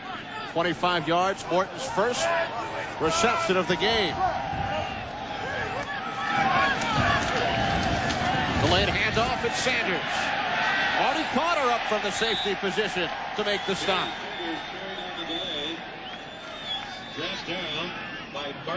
Carter with the interception earlier. Oh, Kenny, we talked about the penetration that the Bears wanted to get, forcing Barry Sanders, and it's Joe Kane, 59, right up there in the center. He's the guy who takes away this half of the field for Barry Sanders. He forces Sanders to break immediately to his right, and Marty Carter does his job. He's sitting there waiting for it. Loss of a yard, second down, and 11. Mitchell, slingshot, incomplete, and Mitchell took a hit. Yeah, and there was the pressure. Flag is thrown. I don't know if it's a flag on Carl Simpson for hitting Mitchell or if it's a holding penalty.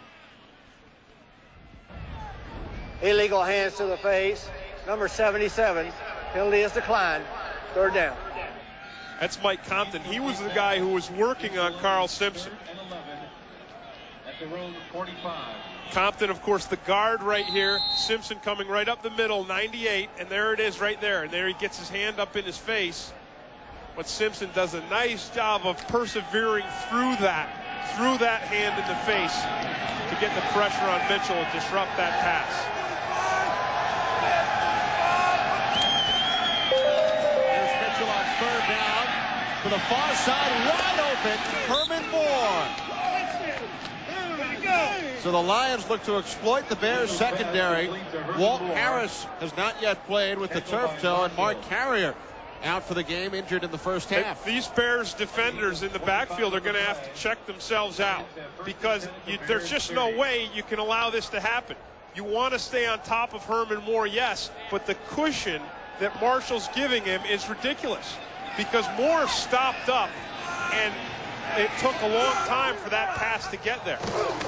Marshall was way too far off. Sanders on first down once again. It is Marty Carter meeting Barry Sanders for a loss. And Marty Carter may in fact be the reason why the Bears defensive backs are having trouble in the back. Because if you're going to commit your strong safety up into the run game, you're going to have less guys back there to defend in the pass. Normally what you do, your safeties will take away the inside of the field so that it gives the quarterback only one half of the field that they know they have to defend on the deep ball. It's the dilemma Barry Sanders gives every defense. Mitchell on second down is taken down. What a play by Barry Minter. What a play. Oh, that's beautiful. He didn't even know who had the football. He went from one guy to another. Watch Minter come up through, and he tackles Barry Sanders. He thinks it's a draw play. He's coming through. He doesn't know. He gets Sanders, then he says, oh, Sanders doesn't have it. Mitchell must have it. I'll go from one guy to another. That's just relentlessness. I mean, You can't put a price on relentlessness for a middle linebacker. Dave Wannstedt said, this guy will be a starter in our defense next year. Even when Brian Cox comes back, we'll find a place for Mitchell. Mitchell looking end zone, looking for more. Good coverage, Donnell Wolford. Bears have already been whistled for 3 pass interference calls today, but this time, no flags. Yeah, and Donnell Wolford should raise his hands and celebrate. He lost his jersey there a little bit, but again, he's on Herman Moore. Look at the distance he gives Herman Moore. But now when he sees that Moore's going deep, he turns, he has the speed, and he has the concentration and the timing to leap up there and make a very big play. Lions going for it on 4th down. 4th and 15 on the Bears' 35. Mitchell floats one out to Perriman. It's incomplete. So on 4th and 15, instead of attempting a 52-yard field goal to pull within 7, Lions go for it and are unsuccessful. Well, the defensive backs certainly have checked themselves for the Bears. They had the coverage.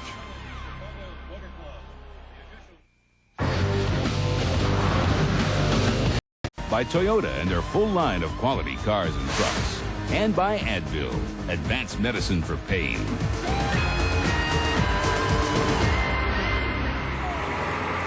Not only do we have lions and bears in Chicago, but horses on Michigan Avenue as well. And reindeer. I think that was a reindeer. I've never seen a reindeer in Chicago. You just saw your first one. That's what those red horns were all about. Kenny, Andy Heck, of course, is happy that the Bears are winning this game. He's also happy that recently his wife gave birth to triplets. But he said, with 2 girls, I'll have a couple of weddings and a bunch of college educations to pay for. And he's going to have to keep playing until he says he gets a letter of rejection from every team in the NFL just to pay for the kids' college and those 2 weddings. Of course, 2 of the triplets were girls and 1 was a boy. Raymond Harris up the middle, across midfield.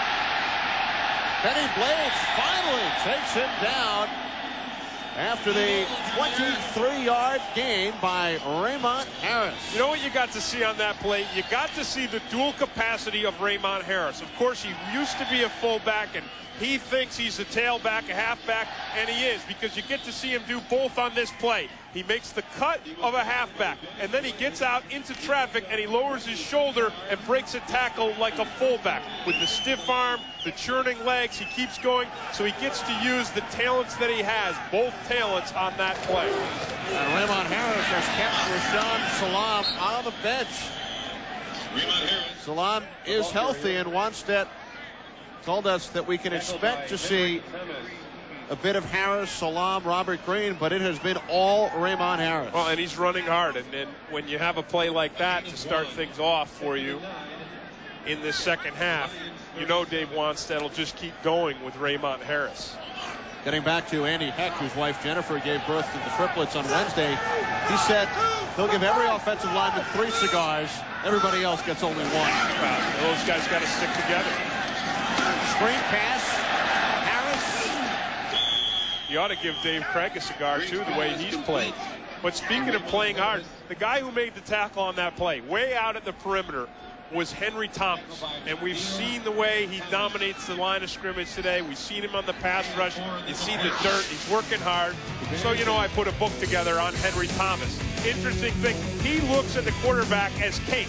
He says everything else is the meal, but the quarterback's the cake. That's dessert. He talks to John Randall back in Minnesota, and he strategizes and game plans his opponent.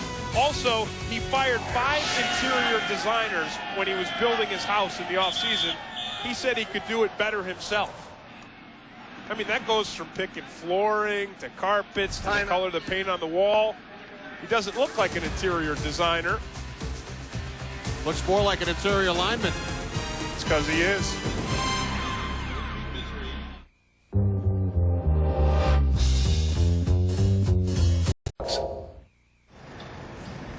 We're back in Chicago. Kenny, Tim Walbert is the guy who normally paints buildings with the Fox NFL logo. This weekend he brought in the Fox Submarine. That, of course, is the periscope of the Fox NFL Sunday Submarine. He had it sail into the bay here.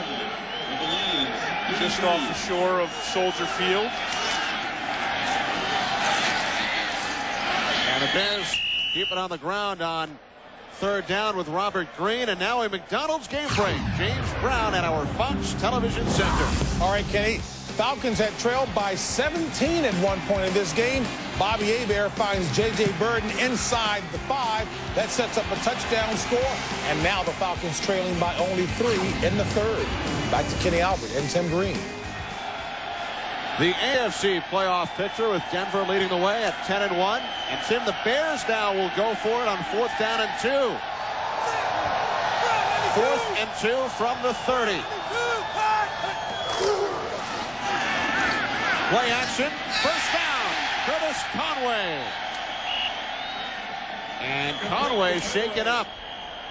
Made the catch, but is injured on the play. The Bears really, they're just doing everything and anything they can to win. You know, we saw in the first half when they had the throwback pass on the return that almost went for a touchdown. Now you're in a short yardage situation. And what do? It's wet, it's cold. You go up to the air and you find your receiver, Curtis Conway. And there you see that he did the split, which suggests that he pulled a groin.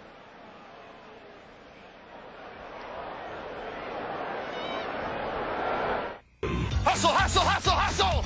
Being an NFL quarterback is not as easy as you think. Kenny Albert with Tim Green from Chicago. Curtis Conway off to the sidelines. But he did pick up the first down on 4th and 2. So now 1st and 10 for the Bears on the Lions' 24-yard line. Craig over the middle to the tight end, Bobby Neely. His first reception, free agent out of the University of Virginia, and Neely signaling the first down. What a wonderful story and a wonderful guy Bobby Neely is. Not really a practice squad player, so of course I had to put a book together on him, Kenny. And he learned perseverance from his father, who started out and ended up as a major in the police force in Atlanta. He interned at the Smithsonian University. He's an art history major. The last time he scored a touchdown was in high school. So not a heavily recruited player. Raymond Harris inside the 5. And Neely told us when he was born, his father was a bus driver and worked his way up to a major in the police force down in Atlanta. And he said that the perseverance, the lessons of perseverance that he learned from his dad, who started as a driver, ended up as a major in the police force, is what kept him going this season when he was undrafted, but he got into camp and struggled, and then he was on the practice squad, which is the most thankless job in the National Football League, and he's persevered through it, and now he finds himself catching passes in the red zone for the Bears. On 2nd and 2, Raymond Harris pulls his way in for the touchdown. That's the beauty of Raymond Harris. That's the dual powers of a guy who can run like a fullback, but hit the line of scrimmage like a fullback. Run like a halfback, hit like a fullback. He runs right through the big linebacker, Pepper Johnson. Third rushing touchdown this season for Raymond Harris. Jeff Jager. Tough snap. Handled by Sauerbrunn. And the kick by Jager is good. Bears with their biggest offensive output of the season. They lead the Lions 31-14.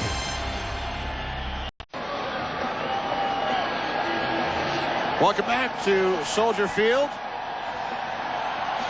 where the Bears lead the Lions 31-14. First time this season the Bears have scored 4 touchdowns in one game.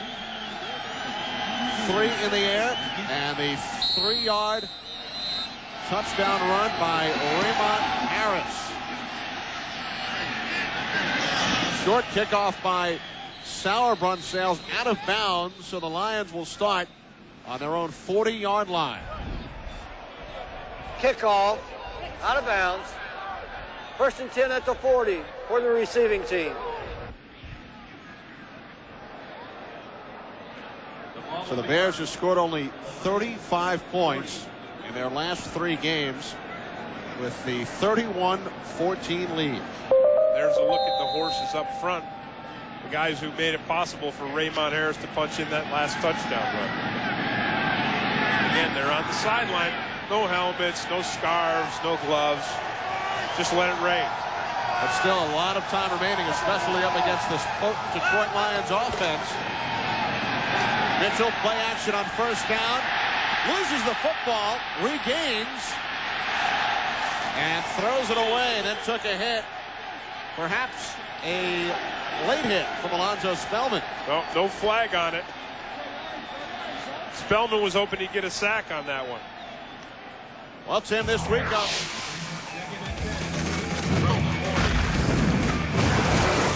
the ultimate adventure, the ultimate suspense. Cliffhanger, starring Sylvester Stallone, Tuesday at 8, 7 Central on Nonstop Fox. I think the weather got to your microphone there. Lost a little bit of that cliffhanger promo. But here, I told you, the weather does not affect these guys. They just sit down there and sweat, and steam. Mitchell swings it out, intended for Sanders. And remember, Mitchell with the injured ribs felt the cold could be a problem. He was wearing a heated sleeve around his rib area. Well, that's what he said. He said the main thing was that he stay warm, and the other thing is that he protect those ribs. Now here, of course, are his shoulder pads. There's 19, so you know it's Mitchell's. And these are the pads that go around the back of the ribs. So they cover the back, and then there's some things hanging down there that come around the front. So you got the pads, but he also has that neoprene sleeve around his midsection to keep those muscles warm. Mitchell fires to the far side, and Herman Moore gathers it in for the Lions' first down. But what the Detroit Lions are going to be able to do now, when the Bears have this kind of a lead, is, we talked about it all game long, the defensive backs are going to play extremely deep, making sure that Herman Moore does not get streaking down behind them into the end zone. So they will give away the underneath passes, and that's what Scott Mitchell has to take. Sanders cuts inside, looks to cut outside, and worms his way down to the Bears' 41. Al Fontenot made the tackle. Sanders just makes everybody miss. I know he made you miss more than once. Thank you for reminding me. And next Sunday, another NFC Central matchup, the Bears and the Packers. 1 Eastern, 10 Pacific. But this is the stuff that you love. I mean, oldest NFL rivalry, home field advantage on the line for the Pack. And the Bears, if they hold on to this lead today, are still alive in the playoff hunt. Herman Moore again, his 5th catch of the afternoon. The Bears and the Packers, the oldest rivalry. The Bears and the Lions playing today, the second oldest. Yeah. So it's great. I mean, you got football, and again, it'll be outdoors, which is where football is supposed to be played. You got grass, which is the thing it's supposed to be played on. Today you got mud and steam and sweat. You got the best runner in the game, and Barry Sanders. What more could you ask for? Sanders still on his feet. It takes 4 Bears to bring him down. Yeah, and even when you've got your hands on Barry Sanders, you're not sure that you're going to bring him down. So you always tackle Barry Sanders until you hear the whistle. You must continue to follow through and grab a hold of him. And the officials know it too, because they've seen Barry Sanders go into a pile that looks like there's no way anybody could come out of it. And then, whoa, like Houdini, Barry Sanders all of a sudden pops out the back end, and he's running for a touchdown. 17 carries, 79 yards. He has gone over the 1,000-yard mark for the season back in the first half. Mitchell in trouble. Gets away, but lost the football. So the Lions forced back. It will be 3rd down and long. That's what a slick ball will do to you. A slick ball and pressure up the middle from Carl Simpson. He's the guy who gets there first. Spellman's there. It's Simpson who gets his hands wrapped around him. And actually, it's Spellman who forces him to lose that football. And then Spellman is not the guy on top of Mitchell, so Spellman doesn't get the sack, and that's why he was kind of throwing himself around after the play. Mitchell playing some limbo, ducking underneath. 3rd down and 22. And the play clock hits 0. This will force on the offense. The Lions back. 5 yards. 5 more yards. Still 3rd down. Well, they're getting to Scott Mitchell's head, and not just with the grass. I mean, they're getting him to his head with the grass, and they put him on the ground and put him down there in the grass and made him fumble the ball. But then they got to the inside of his helmet, causing him to lose his concentration and allow that play clock to expire. Mitchell on 3rd down and 27. Looking for more. It is picked off. Wolford tried to lateral to Marty Carter. 2nd interception of the day. 31st of Donnell Wolford's career. And that's big for Wolford. Again, he's giving Moore the enormous cushion. He's not going to get beat deep. You see it? But now he sees this ball coming, and he breaks back to it. This is what makes Donnell Wolford one of the best cornerbacks in the National Football League.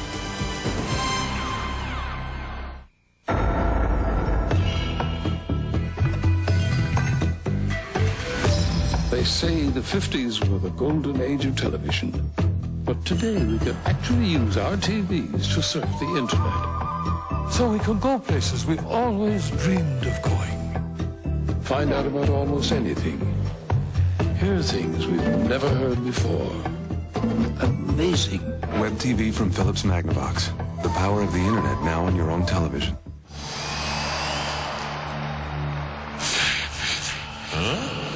Is your dandruff sending the wrong signals? Get Selsun Power. Doctors recommend Selsun Blue #1, so don't send the wrong signals. Get Selsun Power.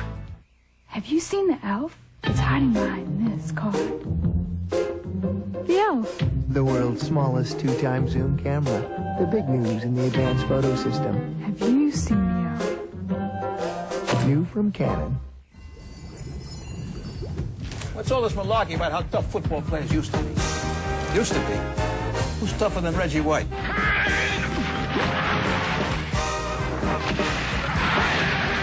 Bum hamstring, and he's still tossing linemen around like bocce balls. And if that locomotive can bring the heat with his leg on the fritz, imagine what it'll do to your healthy. Brother, they'll be taking team photos with an X-ray camera. Say cheese, wise guy. What's Ned going to say when he finds out his divorce is costing him $8 zillion? Hope that comes with a pants-down spanking. A brand new Ned and Stacy tonight after The Simpsons.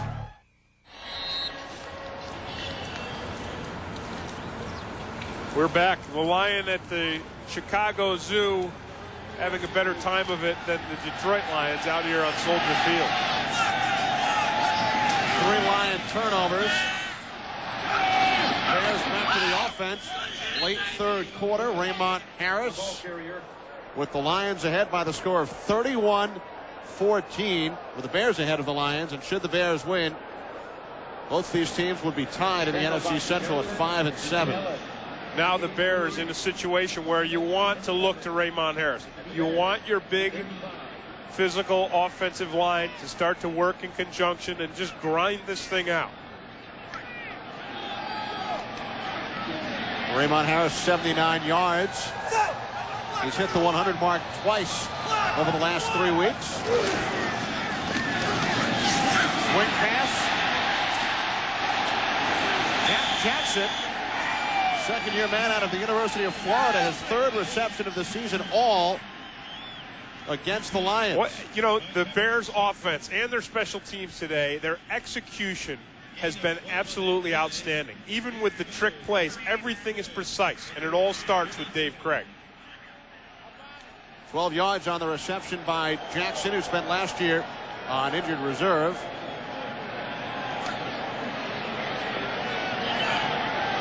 Dave Craig, 8 of his last 9.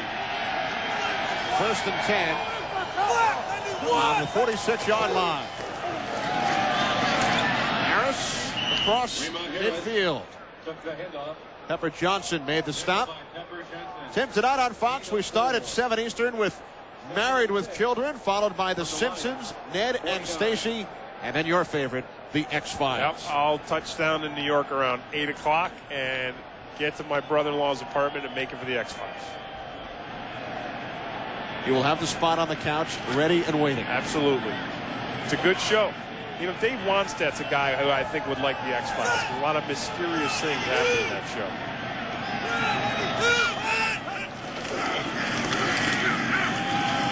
Harris, first down to the 40.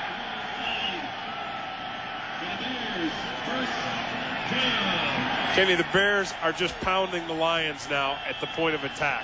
You see Raymond Harris gets up a little slow, which you'd expect after carrying the ball as many times as he has. He also reached the end zone in this third quarter. The only scoring of the third as the Bears have extended their lead to 31-14. Fox NFL Sunday will continue after these messages from your local station. Catch a brand new. Back to Chicago, where Tim Green has given up the mittens, braving it in the fourth quarter. Yeah, how about this? I took off the gloves. The weather's not. I mean, we're up here in the booth. I mean, it's all really about what the guys are doing down there on the field. And, of course, the Bears are the ones who've really taken off the gloves and gotten it going. Opened up this offense today behind the efforts of Dave Krieg. And Krieg looking for more. Jack Jackson, the intended receiver, coverage from Ryan McNeil. Really, Krieg opened the game with a long pass, and now on the first play of the fourth quarter. Right, and we talked about Herman Moore turning himself into a defender. Watch Jack Jackson. I mean, he sees that this pass, if it's going to be caught by anyone, it's going to be caught by Ryan McNeil. So a nice play by a young player. Last year, of course, he missed most of the season, as you said, with an injury. So he really is still like a rookie. So he showed a nice presence of mind to turn around and slap that ball away from Ryan McNeil. Jackson in for the injured Curtis Conway.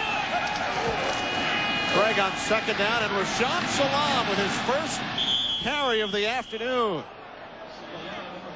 As Raymond Harris has been very effective over the first three quarters. Now Harris will check back in along with the third down back, Robert Green. Well, what the Bears are doing offensively is they're winning the battle up front. They didn't have a great first half against this Detroit Lions defense. We saw Benny Blades coming up, the strong safety, and they controlled the run game pretty well. It was Dave Krieg in the passing game that opened this game up, but now that Bears big offensive line is starting to wear down this Detroit Lions front seven. Third down and 8. Michael Simpson makes the catch. Looks to be just shy of the first down. And right now for this McDonald's game break, James Brown at our Fox Television Center.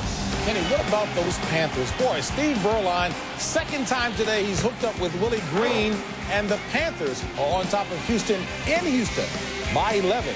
Back to Kenny Albert and Tim Green. So Willie Green, the former Detroit Lion, coming up with his second touchdown as the Carolina Panthers look to raise their record to 8-4. And as you see here, the Carolina Panthers are really right in the thick of that playoff hunt.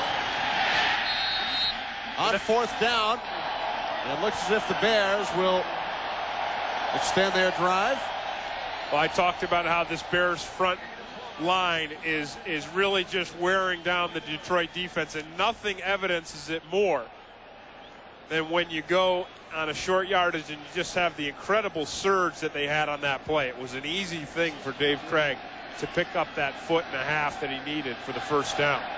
Because Perry up front, Fontenot, those guys just lunged forward. In case you're wondering who that is behind Dave Wanstedt, helping out, carrying the wires, the cords from his headset, that is Charlie Jackson, the son of Chicago Bulls head coach Phil Jackson, whose wife is sitting in the stands today with Dave Wanstedt's wife. I always wondered what it took to get one of those jobs down there holding the cord.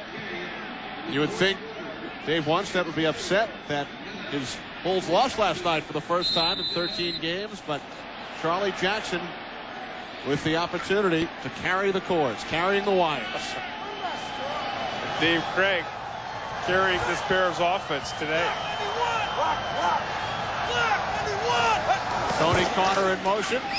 And the handoff to Raymond Harris, doing his best impersonation of Barry Sanders, cutting back.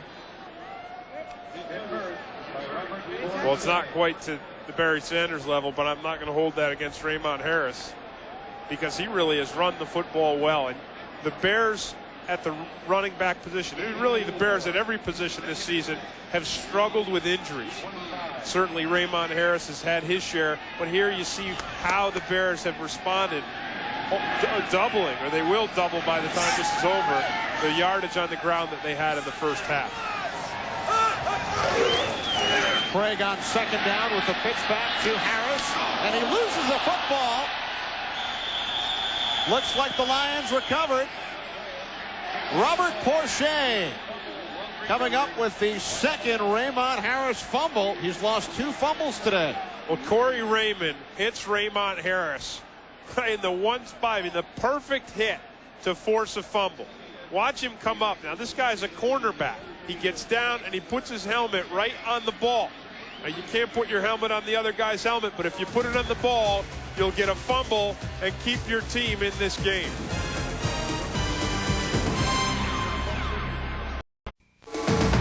Fox NFL Sunday is brought to you by Nissan, who reminds you that life is a journey. Enjoy the ride. By 7-Eleven. Oh, thank heaven for 7-Eleven. By Microsoft Software. Where do you want to go today? And by Sony Big Screen TV. Down. Mitchell looking for more. Following the Raymond Harris fumble. Corey Raymond forced it. Well, he did, Kenny, and he did it by putting his helmet right on the football, almost making it impossible for Raymond Harris to hang on to it. And there you see the ball popping out right there before Harris is down on the ground.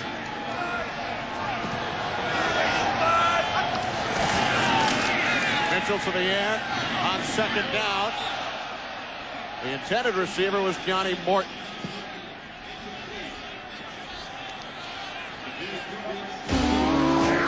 Tim on Monday witnessed some of the most horrifying accidents ever caught on tape. You won't believe anybody could survive them, but they did. And you'll see how on the all-new special, Close Calls, Cheating Death, Monday at 9, 8 Central on Nonstop Fox. Kind of reminds you of Wayne Fontz's 9 lives as a coach. He's been cheating coaching death for years and years. Lions won their last 7 games a year ago. Mitchell under pressure. James Burton nearly coming up with the pick. And the Lions go 3 and out. Well, it's Alonzo Spellman is the one who forces the pressure, who forces Mitchell to throw that ball before he wants to. And this guy has really had an outstanding year. Finally, the pressure is off him. A first-round draft choice as a young player coming out of Ohio State, and a wonderful man off the field, Kenny. High snap. Mark Royals. Good hang time. Bobby Ingram. Now the Bears will start in excellent field position on their own 47-yard line. Ryan Stewart made the stop. 41-yard punt. 12 yards on the return.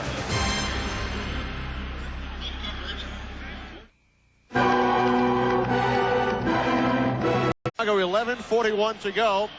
Fourth quarter with the Bears on top by the score of 31-14 over the Lions. Dave Craig with 3 touchdown passes. He and the Bears go back to work from their own 46-yard line.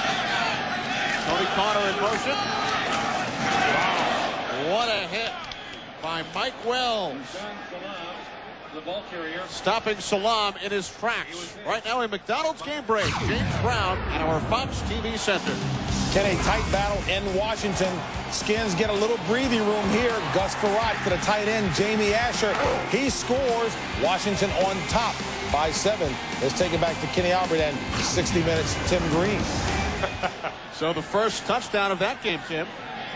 60 Minutes Green. Yeah, well, JP saw me on the show earlier a couple months ago, and he hasn't forgotten. He's got that kind of memory. He's got a memory like you. Very sharp. The Detroit fans have memories too, and they realize that over the past 6 years, past 8 years, Wayne Fontz's team in December, in the last 6 games, it has been 31-12. And you see they made runs like this, 5-1, 6-0 in 91, 6-0 in 95. So they always win later in the season. They started out, of course, by winning last week's game. They're losing today, and then you see the kind of schedule that they've got, the kind of records of the teams that they're facing going into this last stretch. So looking very unlikely for Wayne Fontz's Lions to make the kind of infamous run that they've made in the past. Craig downfield, and Curtis Conway, who was injured earlier, it is ruled an incomplete pass. The pass hit the ground. Conway cannot believe it. He wants the other guy to make the call. Here's Conway right up at the top, working Ryan McNeil, who's not been able to shut him down all game. And he comes right back under, and McNeil actually gets his hand on Conway and holds him, and it looks like he catches it. Let's take another look at it right there. Well, hit the ground. Yeah, the ball does hit the ground. So it's really an excellent call by the officials. I really don't know how they make those calls in the split second that they make them, and just focus right in on that. Without the benefit of the true replays we have. Exactly. I mean, after the first replay, we thought they were wrong. After the second one, we found out they were right and we were wrong. Play clock ran down to 0 before the snap. So a delay of game, which will actually give the Bears some more room for delay of game on the offense. 5 yards. One thing this officiating staff has done today, Kenny, is they've let the linemen play. Because we've seen defensive linemen for the Bears and for the Lions really pursuing the quarterbacks relentlessly, putting the hits on the quarterbacks, and we've seen absolutely no roughing the quarterback penalties today. So I'm glad to see that after the meeting that Jerry Seaman, head of officiating, had with the Detroit Lions on Friday. Sauerbrun's first punt, only 33 yards. This one will not even make it that far. Wow. Takes a Lions bounce back into Bears territory. 5-yard punt. You know, and then he almost lost the ball for me. He spiked the ball, which is crazy because if he doesn't turn that ball over to the official, the Lions can grab it and run to the end zone. The 5 yards equals the yards they lost on the penalty. You may be missing something. When you buy the Video Matilda, you pay for great pictures. You also pay for great sound. Back in Chicago, the 5-yard punt by Sauerbrunn brings back memories of Sean Landeta with the Giants back in the playoffs following the '85 season, missing a punt. Yeah, I mean, due to the weather, of course. Deal. Yeah, and of course the weather affected it here. Now look, he's got a guy with his arm around him, and another guy coming in telling him it's okay, and they're telling him that it's okay because he made that great tackle earlier in the game. Last year, that would not have been the case as Perriman makes the catch. Sauerbrunn took a lot of heat here in Chicago last year from fans, from teammates, but he has turned it around here in 1996. Yeah, and like I said, that tackle he made earlier will buy you some sympathy. I mean, you make hits like that when you're a punter, and you can have a bad kick, you can wear 2 earrings, you can do all sorts of things. What a catch by Perriman. Brett Perriman with the first down as the Lions drive downfield with just over 10 minutes remaining in this fourth quarter. Do the earrings affect the hang time? I don't know. It's not that ear. We'll get this other ear. I'll show you later. On the draw, Barry Sanders to the outside across the 100-yard mark. The Chicago Bears defense, Kenny, has 2 things working against them right now. One, they have a very high-powered offense that Detroit has with Barry Sanders and those 3 wide receivers. The other thing they have working against them is Wayne Fontz's incredible luck. Because as we showed earlier with that graphic, he seems to somehow pull things out at the end of the season. Mitchell throws it through the end zone. And Mitchell very upset, chasing after the official, the field judge, Jack Vaughn, all the way in the end zone. He's lobbying for a penalty, but he better get back and call the play. The Soldier Field crowd. Hurry up offense for the Lions. 2nd down and 10. Sanders bottled up on his previous run, Tim. Barry Sanders moved into 8th place on the NFL all-time list for rushing yards, passing O.J. Simpson. And here he is on that all-time leading rushers list, number 8. Of course, still counting, still going. You'd expect that if Barry Sanders stays healthy, he'll move right up to the top of that list. So O.J. Simpson drops down to number 9. Of more importance for the Lions right here, 3rd down and 9.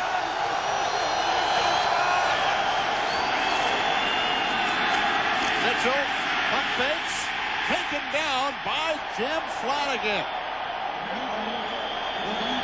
Flanagan gets him, but he's not going to get the sack. Oh, that's going to hurt him.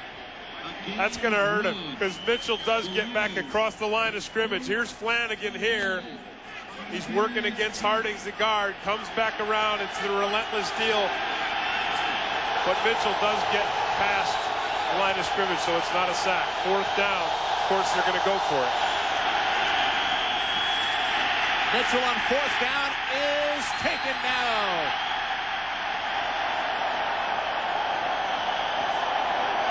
John Mangum up from strong safety to make the sack. This is not only an exciting call by calling the blitz, sending Mangum. There's Flanagan with the push, but it's great coverage because look at Mitchell. He's got nowhere to throw the ball, and he's got Bears defenders all around him.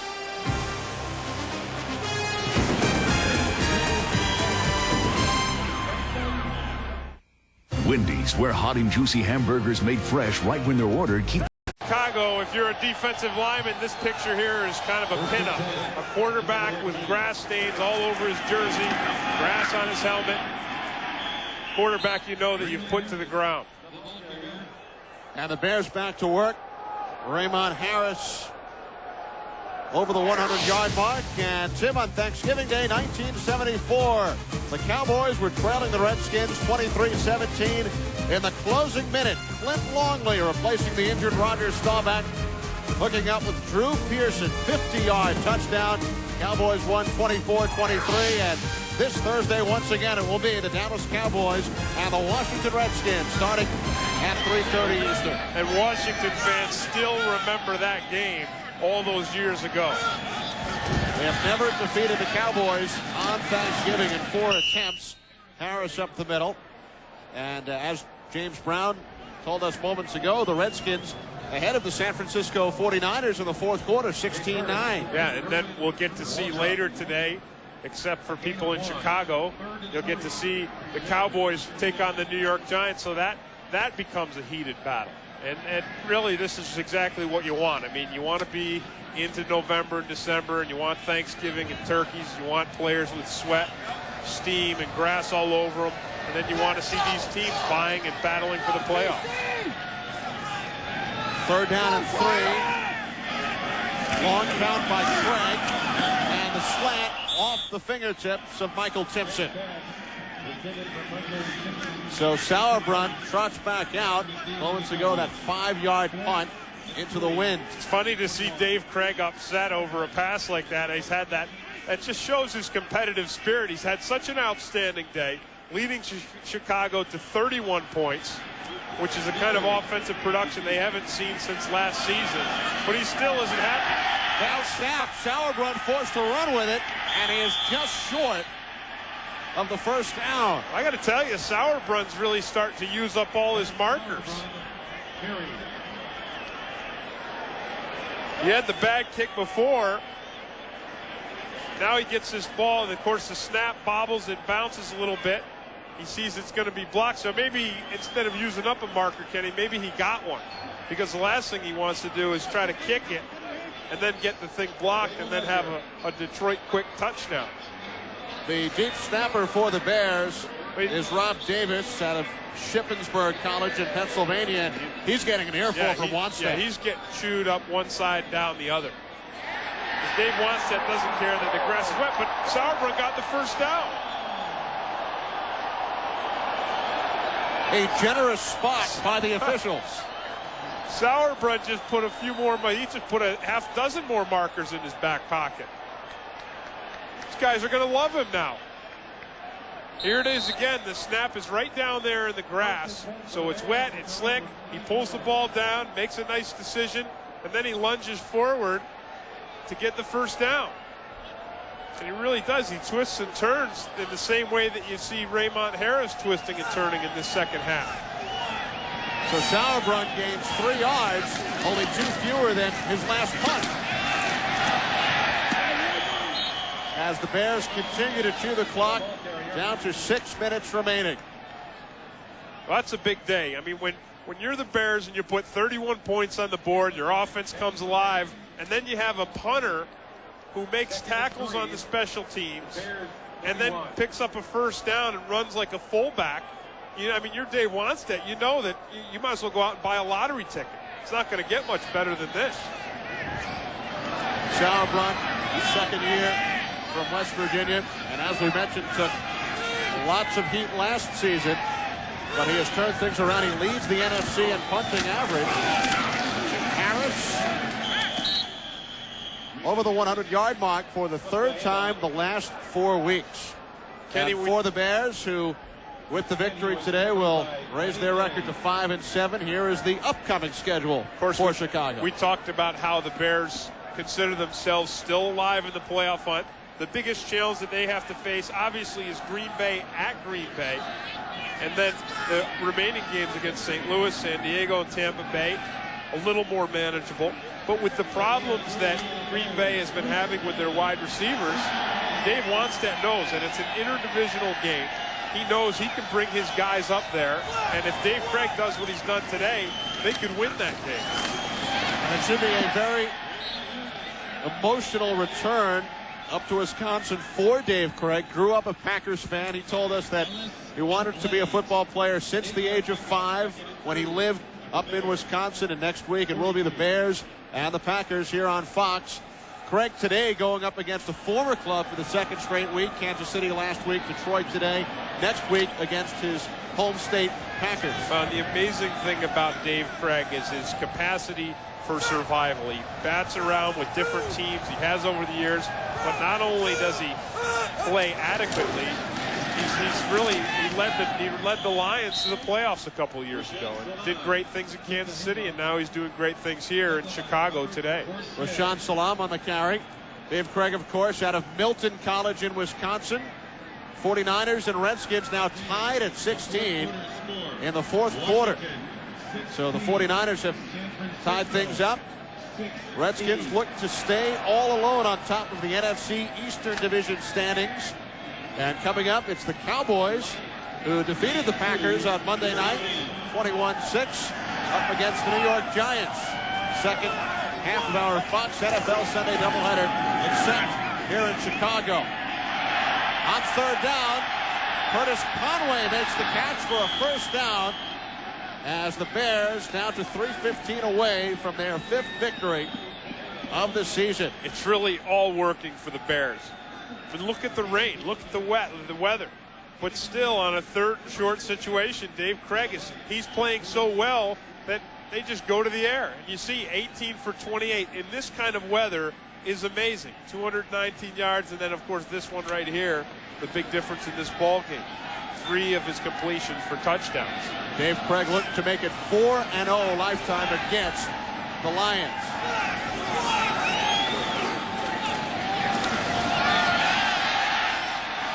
Rashaan Salaam, the Heisman Trophy winner 2 years ago, did not see the field over the first 3 quarters.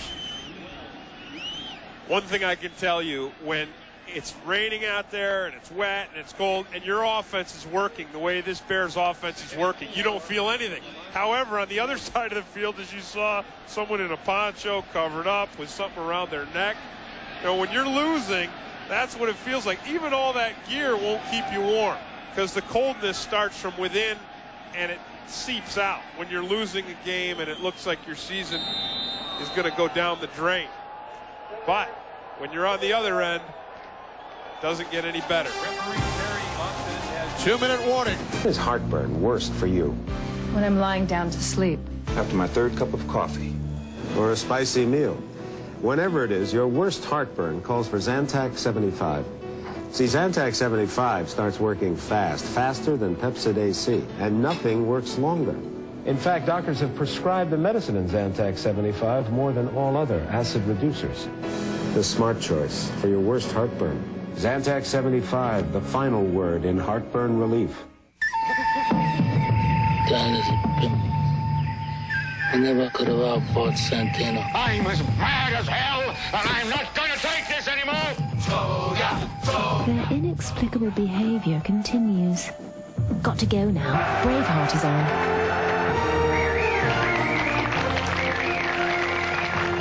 It's not TV. It's HBO. But I didn't know till this day that it was Rossini all along. A discovery from another world. What you're looking at is quite possibly from Mars. Could mean the end of ours. A brand new X-Files, tonight on Fox.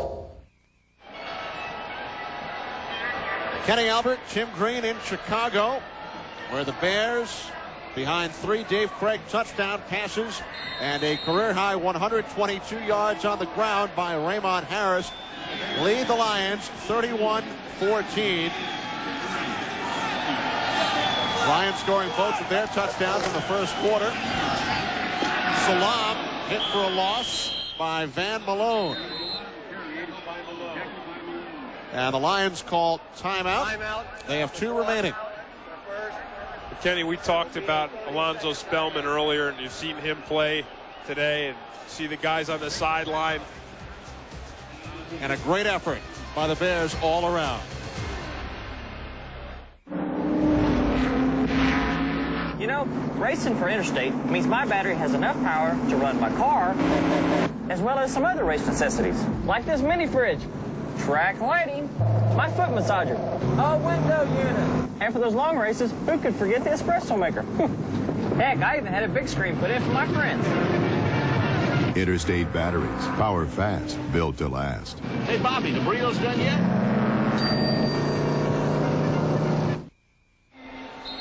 Back in Chicago with Alonzo Spellman, we started to talk about him earlier. Off the field, he's taken 23 kids in the Chicago area, kids in tough areas, the way he grew up, and he's got an after-school program. He spends his off day with these kids, and he signed contracts with each of them, promising college scholarships for all of them if they stay with his program, stay out of trouble, and work their way through grade school and high school. A bunch of sixth graders in the area, and I just love a story like that. You see a guy like this who's had so much in the way of contracts, and now he's starting to play football the way he's always dreamed of playing, dominating on the run and the pass situations now as well. But a guy who cares enough about others to extend himself off the football field. And Kenny, of course, there's a program now. People in the area who buy, what is it? It's Pillsbury bread over the next couple of days. And then Pillsbury is going to donate 5 cents for each loaf of bread to Alonzo Spellman's after-school program, to his foundation for those underprivileged kids. The injured Bear is left guard Todd Perry. Today's game is being produced by Bill Brown, directed by Peter Bleckner. The studio produced by Scott Ackerson, directed by Bob Levy. The executive producers of Fox Sports are Ed Gorin and David Hill. Our statisticians here in the booth, Barry Hockhauser and Ben Bulma, as Pete Metzelaars looks on with the Lions just a minute 46 away from defeat and a game in just 4 days against the Chiefs. Pete Metzelaars, as you look at Wayne Fontes, was telling us yesterday that even when he played with the Buffalo Bills, even they, with Thurman Thomas and Andre Reed and Jim Kelly, never had the firepower, the offensive firepower that he sees with the Detroit Lions. Of course, that's why so many people are dismayed at the Lions' record this year and with Wayne Fontes. That's Rob Davis, who bounced the snap just moments ago. This one perfect. Flynn Milburn met immediately by the Bears coverage team. 23-yard punt, pinning the Lions back inside the 20. Detroit with 2 timeouts remaining, trailing by 17.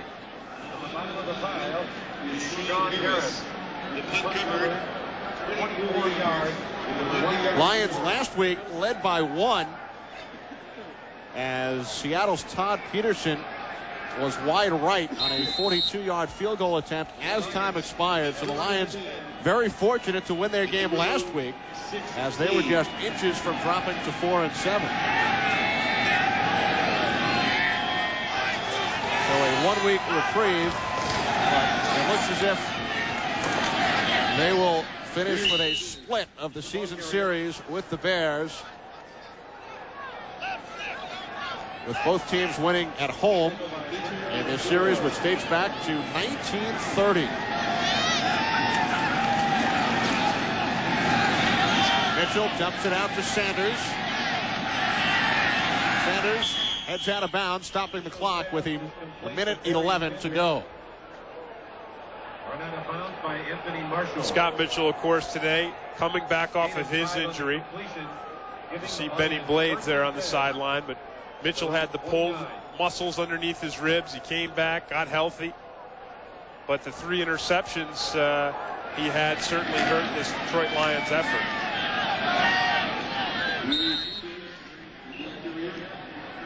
Fifth 100-yard game of the season for Barry Sanders, 52nd of his career, as his former teammate Dave Craig looks on. And there are those earrings you were talking about on Sauerbrunn. Yeah, well, I mean, if you're going to be a punter and you're going to make tackles on the special teams and get first downs, you get to do whatever you want. Brett Perriman, first down. Now the Lions call timeout. One thing I want to say about Scott Mitchell and the 3 interceptions that he's thrown, Kenny, is that Wayne Fontes did tell Mitchell yesterday and all week that, hey, I want you to put this ball up. I want you to put it up for Herman Moore. And that's what Mitchell did. But the Bears defenders, especially Donnell Wolford and Marty Carter, did an outstanding job of coming down with some interceptions. Now there's a tussle out there between Ray Roberts and Alonzo Spellman.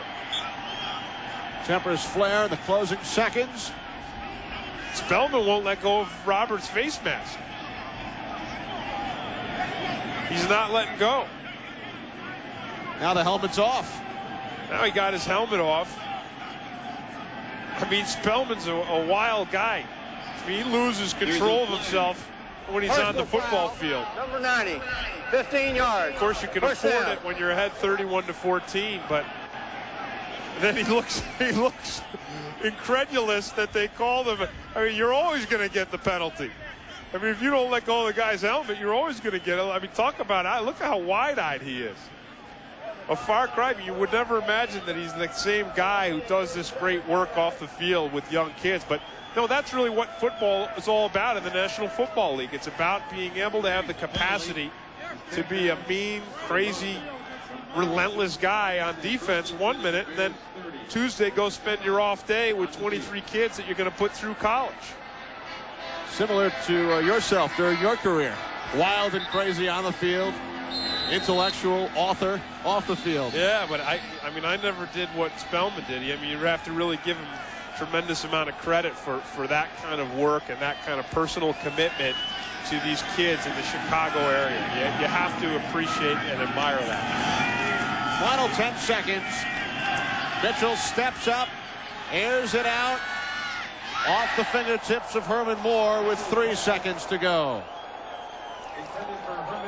So the Chicago Bears will end their 2-game losing streak, go to 5-7 on the year, travel to Green Bay next weekend, while the Lions will lose for the 5th time in the last 6 weeks.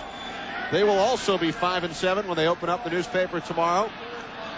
And as we mentioned, Thanksgiving Day hosting the Kansas City Chiefs, and that will not be easy.